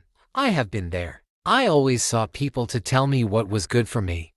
When I found myself alone with a pool of decisions that were waiting for me, I realized how dependent I was. I realized that I don't trust myself enough to make decisions confidently, and how I wish it was restricted to only me. The core reason why we follow the crowd is that we don't trust our decisions and choices. We are afraid at every step, so it feels safer to trust the crowd. We don't choose to walk on a new path because it seems less crowded or rather alone. But enough is enough. Aren't you tired of wishing to be like everybody else? Aren't you done with keeping up with this race of looking beautiful where beauty has such a vague yet sane definition for all? Aren't you exhausted with trying to achieve success when you aren't enjoying the process in your day-to-day life? And most importantly, aren't you afraid that you will waste your entire life doing what everyone did just to realize that you never lived or did anything that you wanted? If you take just one thing from this book, remember this: learn to define your definition of everything. Don't make your life a wish list of what you think everyone has. Define your definition. When you don't know what you want, then you want to have everything that is glittery and shiny. God was kind enough to bless all of us with a personal brain, yet here we are. We have switched off our brains and blindly follow what the world expects us to do. And then we wonder, why am I not happy even when I have everything I dreamt of? Maybe I should make a gratitude list just like everyone suggests to count my blessings and remind myself how lucky I am. Darling, it's time to switch on the button of your brain so that your inner light can guide you. And how are we going to do that? Well, simple enough. Just as we have practiced following the rules and fixed definitions of society, now we will learn to get our personal rules and definition of everything. I mean, it's ironic how people always find something to give a personal touch to, even coffee mugs, but forget about their life. But better late than never, right? A few days ago, I shared a post on my Instagram account about finding joy in your day-to-day life. And one person commented that, and I quote, "Still I don't understand, what should I do for my happiness?" This shows how much distance we have grown from ourselves. In the race of finding people, we lost ourselves. And if you are expecting that I can give you some hacks or techniques to help you find your happiness or success, then I am sorry. You are free to burn this book. I cannot tell you what to do. I don't know who you are. What's your history? What makes your heart beat faster with excitement? What feels joy to every nerve of your body? I don't know any of it. No one knows. And even if I tell you a few hacks, then maybe you will give this book 5 stars and feel motivated at the moment. But after a few days, you will forget about it. Why? Because it didn't come from you, so it didn't fit in your life. You need to sit down and start defining things for yourself. Do you want to be happy? Great. What does happiness mean to you?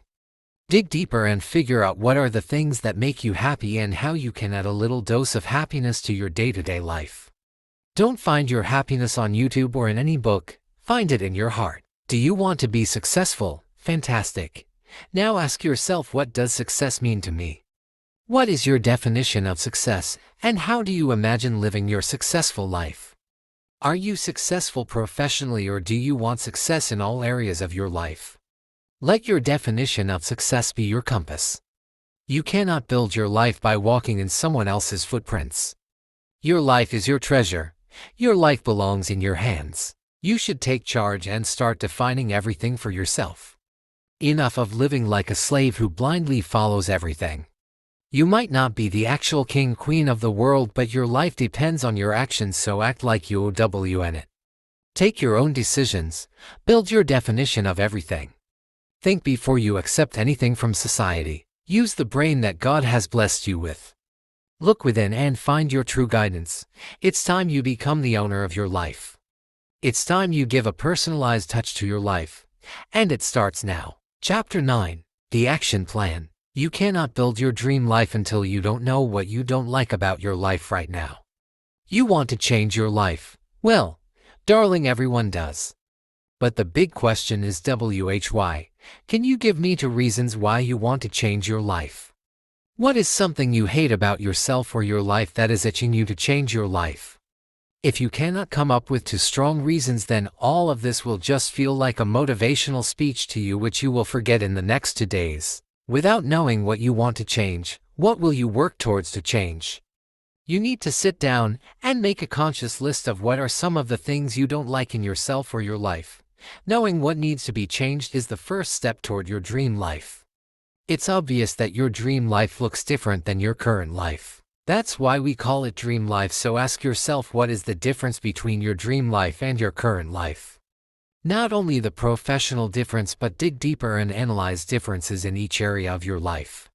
When I say each area, I mean personal, professional, emotional, and mental state differences. When I say each area of your life, I mean what your dream day-to-day life looks like. It's not a sudden magical one-day thing. To be able to create your dream life one day, you will have to act like your dream version every day. Read that again until it sinks deep within your soul. Life doesn't change one day magically. You change how you live every day. So, let me say it again. Take a pause, sit down at a quiet place, take a piece of paper and write down 5 things that you don't like in your life right now. Whether it's your current job or your sleeping schedule, no one is coming to make that list for you. You need to do that for yourself today or wait until you are 70 to regret the life you lived. You cannot become the person of your dreams if you don't imagine what your dream version looks like and if you don't know what is wrong with your current version. And let me tell you a secret. It's okay to be harsh on yourself sometimes. Because extreme self-love can take you away from reality, you will start living in an imaginary bubble. We don't want that. We want to love who we are and be excited about who we are in the process of becoming. So, be honest with yourself. Don't pretend that, oh, I am the perfect person and there is nothing wrong in my life. Nope, darling. That's toxic self-love.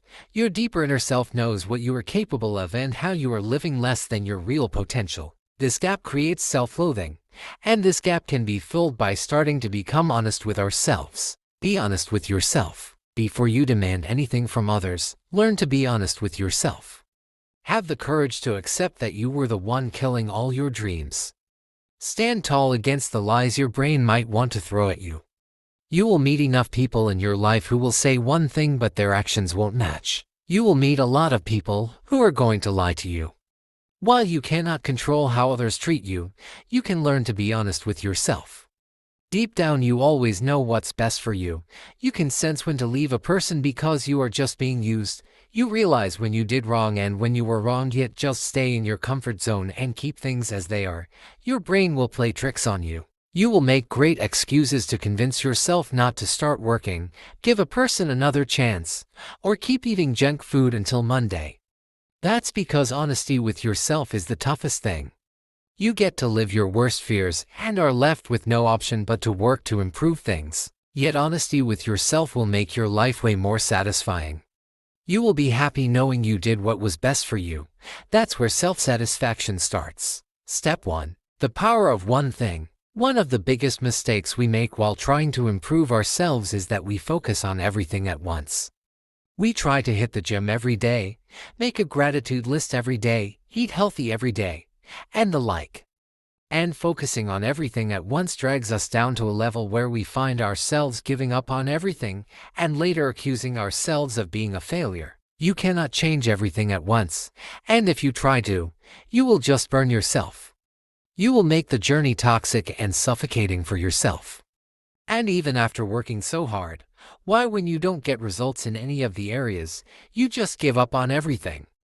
And what does that do? It lowers your self-respect. You start thinking that you can never achieve anything good in life. The catch is to focus on one thing at a time. Why? Because changing one thing in your routine is easier.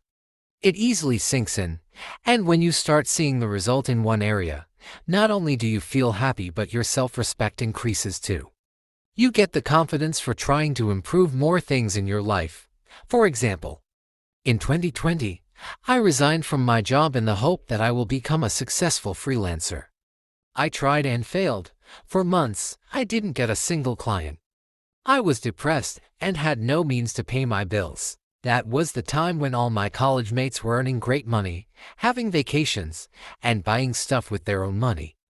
I was jealous, and I just wanted to prove to myself that I am moving forward. So, I started writing on Medium, which is a platform for writers. I didn't have any hopes from Medium. I just wanted to prove to myself that I am doing something *, at least. I had the goal of writing 1 article every day. 10 months later, I had 10,000 followers, and that wasn't enough. I received so much from my audience that it boosted my confidence. I started viewing myself as a loved writer. I always believed in the power of words, but after receiving so much love on Medium, I started believing in the power of my words. And that's how I ended up writing my first book, the wounds of my words, it still feels like a dream, an illusion. If someone had told my 10-year-old version that I will be an author one day, my little version would have left. In fact, if someone had told me in 2020 that I will be an author one day, I would have become even more depressed that you were making fun of my situation. I didn't consider myself a good writer, but now, oh God, I cannot believe I am writing my second book. It all happened because I made one decision 2 years back. And it wasn't just a decision, it was an action. One action every day for 10 months transformed me from an underconfident writer to a loved author. I want you to do the same. Forget about big sudden changes. Forget the hope of magic. Take out that list you made earlier about what you don't like in your life right now and pick one big issue from that list. What do I mean by one big issue? Well, back in 2020, a lot of things were going wrong in my life. I wasn't in good shape. I had skin allergies all over my body. I didn't have any idea where my career was going, and all of it dragged my mental health down. See, you need to understand one important thing here. People will ask you to work on your mental health as if it's homework from your school teacher. Your mental health is a result of the current state of your life. If something is going wrong in your life, then mentally you will feel stressed, depressed, or anxious. The bigger the issue, the more stressed you will feel. In my case, my career was my biggest concern. My second job was quite toxic, and my boss used to yell at me every now and then. She used to say that I can never make it as a writer. I was doing the work of an intern there. And when I left my job in the hope of a brighter future just to find myself struggling to get clients, my boss's words started ringing in my head like an alarm. I started believing her words as truth. I started questioning my worth, and all of it made me depressed. After reading over 200 books, if there is anything that I have understood, it's action is the cure of almost everything. So, I decided to jump on Medium. Now, you know how the rest of it goes. You will find a lot of flaws in how you are living today. There might be a bunch of things that you don't like about your life at the moment. But you need to understand that you are not a magician. You cannot make everything work at once. You need to become an essentialist here. Choose the one biggest issue you are facing in your life right now. What is that one thing which keeps pulling you down? What is that one area of your life that makes you feel anxious and stressed? What is that one aspect of your life that makes you feel stuck in one place? Identify that one big issue. In fact, this one big issue can be the reason why you don't like to be alone. You know that as soon as you are alone, your mind will send you notifications of what's wrong in your life. You know that when you are with yourself with nothing to do, your mind will pull you back, reminding you that your life sucks. You will feel the itch to change and improve everything at once, but remember that you are a human. You cannot focus on multiple things at once with similar efficiency.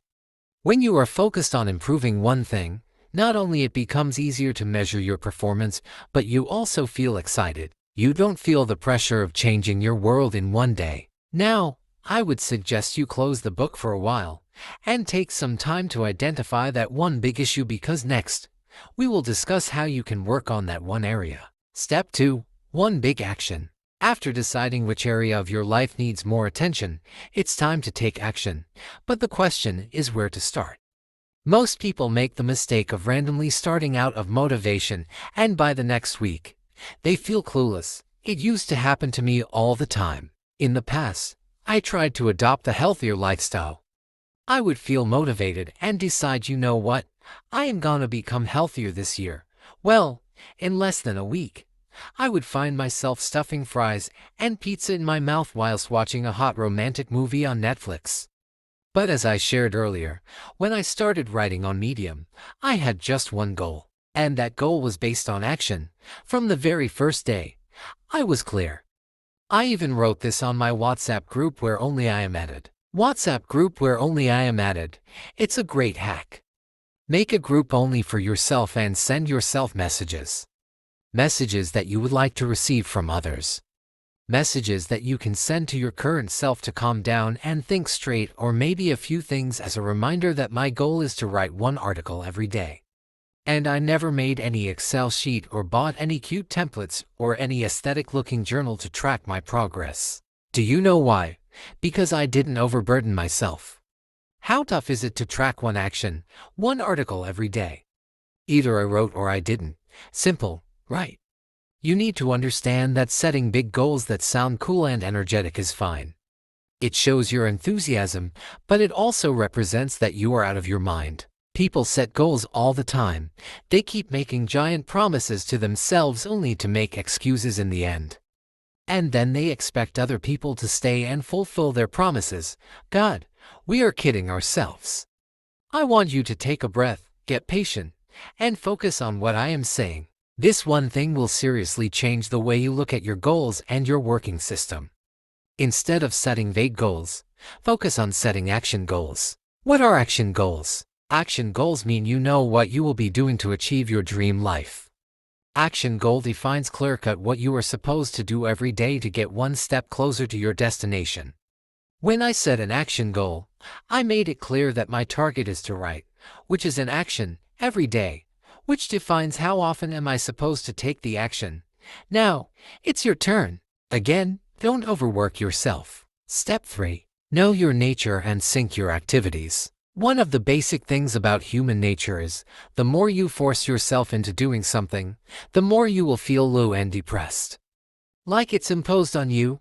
In the past, whenever I had tried to follow great habits and cute-looking routines, I always failed. One of the habits that I always wanted to adopt was waking up at 5 a.m. I wholeheartedly believe there are tons of benefits to waking up early. I even read Robin Sharma's book The 5 a.m. Club, and hands down, what an amazing book. Then I also read The Miracle Morning, and it was a good book. I watched a lot of YouTube videos as well on how to wake up early and other creators' early morning routine just so I could learn to wake up early. But nothing worked for me. I tried and failed, multiple times. My mom even calls me a sleeping beauty, though the big question was why. Why did I try so hard to wake up early? And not just that, I used to curse myself for sleeping till late. But then I came across the concept of the body clock that differs for each individual. In brief, your biological clock controls when you work the best. In simple words, not everyone is meant to be an early riser. Some people work best at night while others prefer the morning time. And after studying more about the concept and my own body, I realized that I am not an early riser. I work best during the night. I feel most creative at nighttime. And if my goal was to get as much as done, then why the hell was I forcing myself to wake up early? Now that I know when I work best, instead of cursing myself to follow the most followed routine by everyone else, I work when I feel like it. Now, why am I telling you this? The thing is, everyone starts self-improvement projects. Everyone sets goals, but the majority of them give up. I used to give up as well, and I am sure in the past you must have given up on your goals as well. Why? Because it starts feeling like a punishment after a few days. Initially, when we are working on the dose of motivation, it feels good. But as soon as motivation evaporates, we give up. It feels exhausting, not exciting. All of it is because everyone is different and everyone likes to work differently. If you force yourself to apply someone else's solutions, you will lose the grip on your own life. Working on our goals should be fun and exciting, not exhausting. Now, to make it fun, we need to allow ourselves to be flexible. To free ourselves from traditional methods of achieving goals, you need to dig in and find out how you like to work and what time you work the best. You must feel empowered whenever you take action on your goals. One of my goals for 2023 is to focus on my journey as an author. My big action goal was to write 10 pages every day. I don't sit down to write first thing in the morning as most people recommend. Because in my opinion, you cannot write if you don't want to. Writing, to me, is not about a routine but music to my heart. You cannot force yourself to listen to music. So instead of forcing myself to write first thing in the morning, I write whenever I feel like it. That's how it's more fun to me. Another example from my life would be, I always wanted to stay fit. I used to set the target of hitting the gym every day and imagine myself getting in shape. But it never lasted for more than a week or two. So this year, I set the goal to move my body every day, but how I do it is on me, not on what is cool and famous. I sometimes prefer to dance and do yoga, while other times, I just wake up early and go cycling for 10 to 12 kilometers. That's how I want to work. Do you see the difference? I am moving towards my goals every day, but in a way I want. I am not forcing myself to do a certain thing in a certain way. It's my life, and I will achieve my goals in ways I prefer, comfortable in. And I would suggest you do the same. Instead of making things a burden for you, make things fun, shake it up a bit. Focus on what you would like to do today and how can you make even the mundane things fun. The point is you don't remain the same, you evolve. Your preference changes and your working style changes. And what worked for you yesterday may not work for you tomorrow. Now go ahead and summarize this chapter to set your actionable goals for yourself and start your self-improvement streak today. Chapter 10. Make your alone time addictive. Why do you love to spend time with people you love while hate being around certain people? Because time flies with the people you love and the people who love you. They make their presence addictive for you. They share so much love, compassion, laughter and secrets, and hugs that you look forward to these things, don't you? And when you are not with them, you miss all these sweet little things. Similarly, you don't like being around certain people because, with them, time becomes the devil. They don't get you. They have nothing to offer you, no love or any similar interest. If you didn't get what I am trying to say here, let me put it straightforwardly. The reason you don't like spending time with yourself is that your relationship with yourself falls into the second category. You have nothing to offer yourself, no love or no joy. As I shared, when I came back to my hometown, my school friends didn't want to keep in touch with me. However, now they message me to ask me if I would like to hang out. I don't know what changed, but now I don't want to go with them. I feel so comfortable and happy and peaceful at my home doing my own stuff that I don't have any interest in becoming someone's doll. Old Ranuka would have gone, but not me. Why? Because I have more interesting things to do. I have created other ways to entertain myself. I have transformed my alone time from miserable to addictive, and I want you to do something similar as well. How? Let's discuss that. 1. Create multiple sources of joy. There are a lot of wishes that are buried in your heart. Things that you always wanted to try but you never get the time for. Any specific hobby or skill that you wanted to adopt but you never have free time, except you always had an abundance of time to scroll through social media or watch Netflix on loop. As children, we were so excited to try new things or play new games without worrying about perfection or productivity. But as we started becoming an adult, a load of responsibility, the burden of becoming successful, and the need to prove our worth eliminated every single joy from our lives. Some hobbies used to set our hearts on fire, which today are not a part of our lives. There were picnic spots that we used to feel excited about, but today we sit on our sofa all day just to complain we have nowhere to go. How did that happen? Perhaps, as kids, we were fine with exploring the little joys of life. Kids find a way to entertain themselves. That's why they are happiest at almost all times. They know how to make themselves happy. However, adults are mostly sad because we expect others to come and entertain us. And when no one comes, we end up feeling lonely. If I ask you, what is the one thing you do every day to make yourself happy? What would you say? Hard to answer. I know, I have been there as well. It's easier to expect the world to be our cheerleader. But it's hard to look in the mirror and question what we do for ourselves. No wonder we feel lonely. But hey, I am not your mom, so it's not my job to yell at you. I understand that being an adult is not easy. It's just a lot.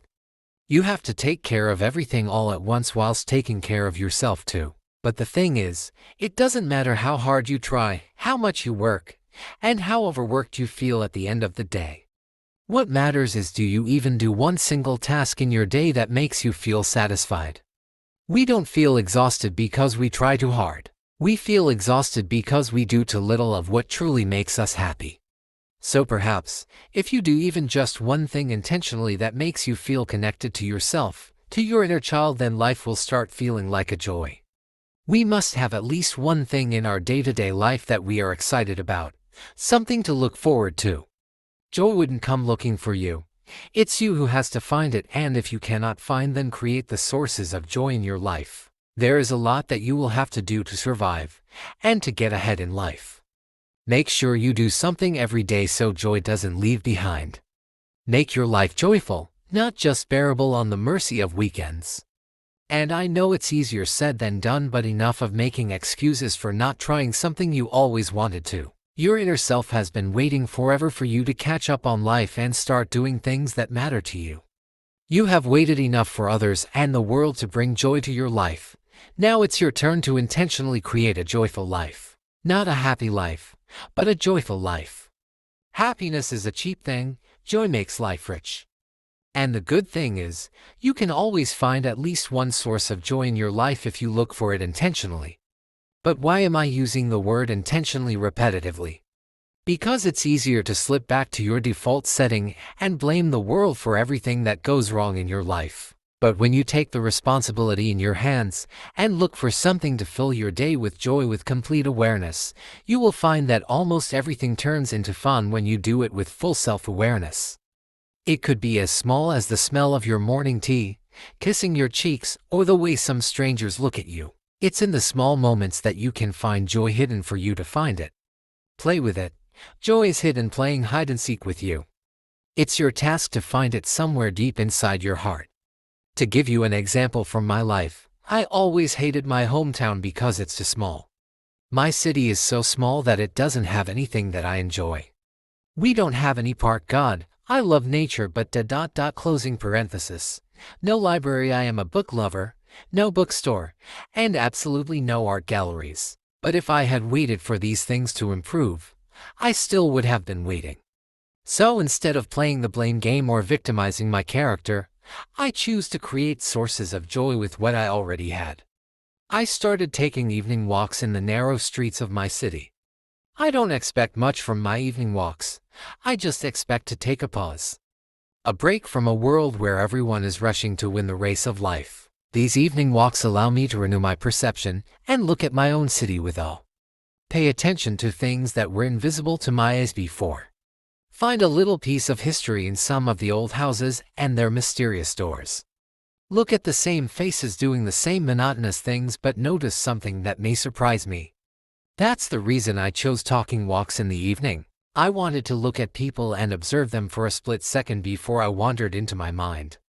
I wanted to become a part of someone's life secretly. To this day, my evening walks are something I look forward to, whether I am in my hometown or somewhere else. This is what keeps me excited throughout the day, especially in the afternoon when I feel tired and sleepy. I feel excited to take a pause and see something that I never paid attention to. It's so small and probably insignificant to most, but it matters to me. It helps me to unwind and take a break from worldly pressure, and I strongly suggest you try to find joy in little things. Maybe drink your morning coffee while listening to your favorite music and without rushing the entire process. Maybe cook your food with a candle and romantic songs to accompany you. Your heart already knows where joy lies for you. Follow your heart's guidance and let it lead you to create a joyful day-to-day life. The point is, either you find joy or the worrying finds you. Number 2, learn new skills and challenge yourself. I always wanted to learn swimming, calligraphy, and the German language. And there are endless things that I still don't want to learn. In fact, sometimes I feel this burning desire in my heart to learn new things. But I never paid much attention to my desire for learning new skills because who has the time? NBI. Answer is loading. I don't know why we wait our entire life to try something new or feel scared to learn new things. We somehow manage to waste hours on social media, but it becomes tough to spare 15 minutes every day to dedicate to a new skill. We are living in a world where learning anything new is as easy as opening YouTube without paying a single buck. All the resources are available at our fingertips for free, yet we find some excuses, or rather lies, to throw at our own faces. How very generous. I always wondered, if I really want to learn all these things, then what is stopping me? I waited for an answer just to realize that I have been fooling myself all this time. We all have time. Time is not the issue if you truly want to do something. The issue is your habit of making silly excuses, not even excuses. Your habit of lying to yourself with perfection as if you will receive an award for it. In the past year, I have learned 3 new skills. The recent one was something that I wanted to learn since I was 16. I started learning crocheting almost a few months back. Now that I know it, I feel super excited every day to make something new. I keep watching YouTube videos on how to crochet a bag or save cute crochet tops on Pinterest. It all feels exciting. I feel that I have a life beyond my work. With every new thing I make, I feel like I am growing. It feels exciting to know that I am learning something that I always wanted to. I feel excited to know that this can turn into something unexpected. In fact, yesterday, I was trying to sleep, but all I could think of was trying a new pattern of crocheting, so I got up and started crocheting. I understand that you might not have time to try or learn new things. But then you can take at least 15 to 20 minutes every day if you try, not for anyone else but for yourself. I can only suggest you make your life exciting. Learn something new that you always wanted to. Maybe knitting or swimming or a new language. It will take time to master a new skill, but the process will fill your day-to-day life with excitement. Your mind will be awake again. You will start having creative ideas. And all of it will feel like a perfect life. So, give it a try. Make your alone time addictive by learning something and doing things that you like. Try something that you always wanted to do. Ask yourself what you wanted to learn but you never gave your own interest enough attention. Is it dancing or learning a new language? Whatever it is, just focus on learning it. Make your alone time equals your growth time. Number 3, feed your brain with knowledge. Do you know what's the most pathetic lie told to us? We are manipulated into believing that studying is boring, and people who read books and constantly are in .sec of learning something new are geeks. Most movies, books, and series paint this idea in our brain that if you are in your 20s, live wildly, get drunk, do stupid things, and blah blah. The media and entertainment industry have successfully created a belief in our minds that those who study hard in school or college are stupid, weird kids who have no means to enjoy life. This is happening intentionally. This whole system is designed carefully. It's not random that most people prefer to get drunk on weekends instead of sitting down with a book in a nice park or library. It's not random. It's designed to make us mentally weak so that we stay a follower, not a leader. And to top it all, the education system in every country is designed in such a way that we are bound to hate books. Isn't it pathetic how every student is supposed to be good at every subject that some authorities chose for us years ago? And we all are supposed to study hard and prove our intelligence based on our scores in subjects that were forced on us. No wonder why people hate books. But do you know what's the good thing? The good thing is you are not in school anymore, I hope, and even if you are in school or college, you can still take the responsibility to feed your brain with the knowledge that you think it is important to win big in real life. School and that strict system are over, and as we discussed, you are on your own. You can choose to read the books that make you feel excited and help you grow in life. When my college came to an end, I promised myself that I will never read a book ever again in my life until I am forced to. I simply hated books. In all 3 years of my college life and countless years of school, I never found anything worth applying in real life. My degree didn't offer a good job, so what was the use? Books are boring. Why would anyone read them? Oh wait, that's old Ranuka talking. In 2020 I read my first book, yes, during lockdown. I was suffering from extreme frustration, mental breakdown, and various other personal and professional life problems. And it was during that time I read my first book, The Monk Who Sold His Ferrari by Robin Sharma. Not only did this book help me see everything clearly, but it also made me fall in love with books. Since then I have read more than 200 books. There was a time when I was addicted to books. One page after another, one book after another. Books became like drugs to me. My college was over. I didn't have professors or anyone else to guide me, and being an extremely underconfident person, I always needed someone to guide me. That's when books helped me. Whatever I needed help with, I would start reading a book on that topic. That's it. Since then, my life has changed in ways I cannot explain to you. And as cliché as it may sound, books are powerful and words hold the power to change your entire life. I have lived that quote. My life is the epitome of this one quote. Books have transformed me. Books help me understand myself and the world. Books help me feed my brain with the knowledge and wisdom of those who have experienced more than me in life. Books help me learn from the mistakes of others and learn to be kind and empathetic. Books made me smarter. Books fueled the air of wisdom in me, and with every exhale, I became confident and more successful in life. Books are not boring. Books are magical. They hold the power to transform you into your dream version. And most importantly, books are our best friend. They don't leave you like people do. If you read a book, its knowledge is going to be with you forever, and during the time of need, it will guide you. That's what you expect from a friend, don't you? You want your best friend to be honest with you. Well, books are honest with you. They show you the mirror while helping you become better at the same time. During the times when I needed someone to guide me, I found the wisdom of books to guide me in every aspect of life. Stop letting the media fool you. Books are more interesting than you can imagine. Read books of every genre. If you want to learn to live a better life, read self-help books. If you want to learn how to think better, read great philosophers. If you want to become mentally strong, read spiritual books. If you want to spice up your life, read fantasy. If you want to understand humans, read fiction.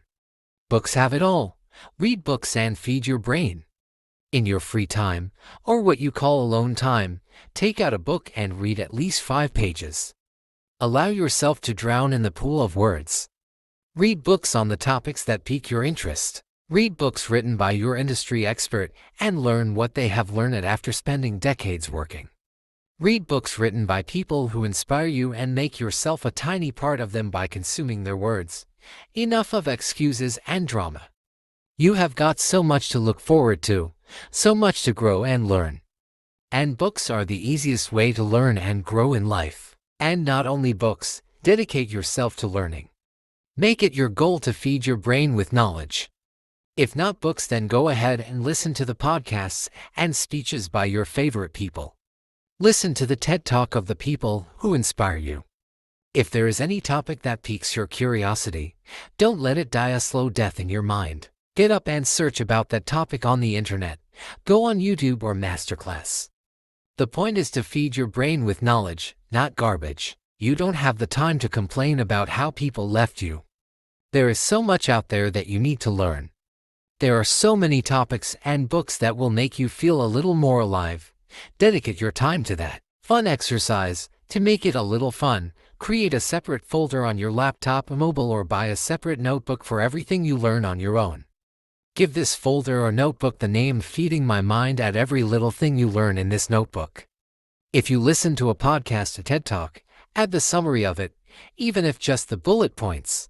If there is a topic that you would like to search about, write that topic and schedule a date with your brain and spend time learning about the topic or concept. If you read a book, write everything you learn it and everything you would want to implement in your life. If there is a person who inspires you, create a profile of that person in your notebook. Write the name of the person, add his/her picture, and then write everything you learn it about this person. Let this notebook or separate folder be the symbol of your first step toward your transformation. Let this book define that you are ready to grow in life and build your best version. In the end, I would say, don't let time slip from your hands. Educate yourself, train yourself, and most of all, have fun with yourself. Chapter 11. Become independent. I am an extremely fun and imaginative person. And I have a bad habit of leaving the sentences incomplete. What I wanted to say was, I am an extremely fun and imaginative person in my mind. I always imagine myself having fun with my friends, especially when I started college. I guess I have always been like this. As soon as I make new friends, I would imagine myself enjoying myself with them, staying overnight, watching a movie together, exploring different cities, and all that stuff that probably makes me sound too desperate. I remember, when I started college, I had imagined that I would be meeting some amazing friends and we would go out to explore this new city every weekend, or maybe we will become a part of the same NGO and other tidbits from what I had learned from movies. But college was exactly the opposite. For the first few weeks, I wasn't even able to say hello to anyone without looking at my shoes because I was too shy and underconfident. And when I made friends, we used to stay in our rooms all the time because none of them ever wanted to go out and try anything new. Something similar happened when I came home after college. I thought I had time to build my career, and once I do that, I will travel to all the popular cities of my country, stay there for a few weeks, and make some nice friends for a lifetime. I built my career and started traveling, which ended by covering just 2 cities. Do you know why? Because the reality wasn't as amazing as I had fantasized about it. Though what I realized from my experience is that at all times we expect to have fun with other people. We imagine how we will go out for a party with our friends, and how we will go on a dinner date with our partner, and how we will go for a picnic with our family, and a few occasional brunch dates with our best friend. The problem emerges when our fascinating imagination doesn't match our reality. When people forget their brunch with you, or cannot make time from their busy schedule to go partying with you, or if they don't like to do the same things for fun as you do. And other people are not to be blamed for this. Obviously, they cannot function as per your desires or mood. They have got a life too. It's not anyone's job to satisfy your desires or manifest your imagination into reality, but the desire is there in your heart, and someone should pay attention to it. And that someone should be you. You cannot bury your desires in your heart just because others didn't acknowledge them. This chapter is the shortest one because what I want to tell you is a simple truth about adulthood and how you can have fun with yourself. Also, this is the last chapter because what you will learn in this chapter is probably the last thing you will need to find happiness on your own. The one thing that I want you to take with you from this book, and the one thing that has helped me over the years, is this: do the things that you wanted to do with others. I always wanted to do one of those sleepovers where all friends come over, we light some candles, create a good environment, and arrange comforting food, and watch one of our favorite movies. I used to see this in movies, and I imagined it would be fun to do this with my friends. But after college, you don't get to do these things. Everyone becomes an adult with baggage of responsibilities. And these little things stop making sense. No one would want to waste their time doing it. So, I figured, so what if my friends cannot come? I can do this for myself. Whenever I feel super burned out with my work or general life worries, I dim the lights, light a candle, order pasta, make iced coffee, and watch a Christmas movie. I am telling you, it feels heavenly. I honestly feel like I am no longer a part of the world, at least for a few hours. The bottom line was I had a desire to do a complete movie setup. And I fulfilled that desire. I became independent of my needs. I hold myself accountable for my imagination, not anyone else. If I had waited for my friends to appear, I would have still been waiting.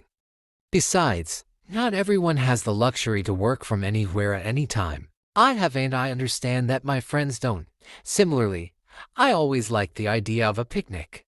So, once every month, I travel around 40 minutes to get to this place where there is a huge open ground. I go there with my book or Kindle, and I take my journal as well as my crocheting stuff. I also pack something to eat. Mostly, I take my iced coffee and a donut.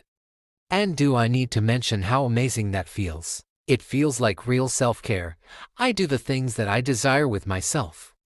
And if I was your mother, I would push you out of the door to go and do everything that you always wanted but never did because you didn't have an army of people to accompany you. It's been a long time since you are waiting for others to understand your desires and then turn them into reality.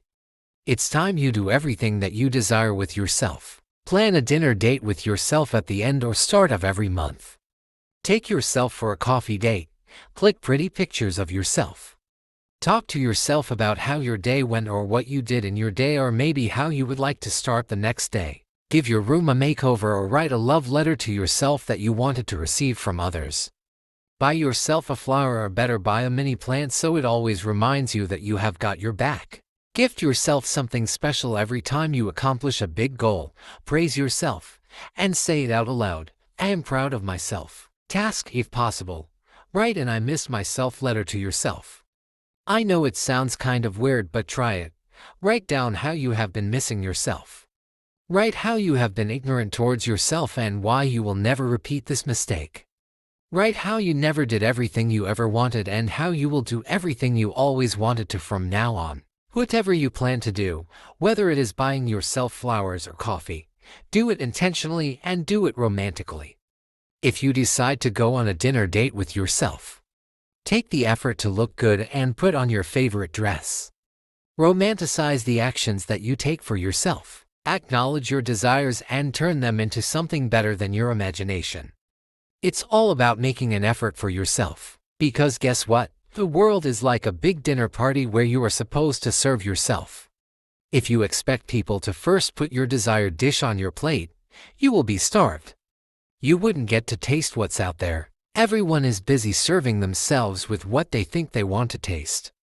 Take this book as a sign to see what's available out there, what you would like to explore, and then go get it yourself.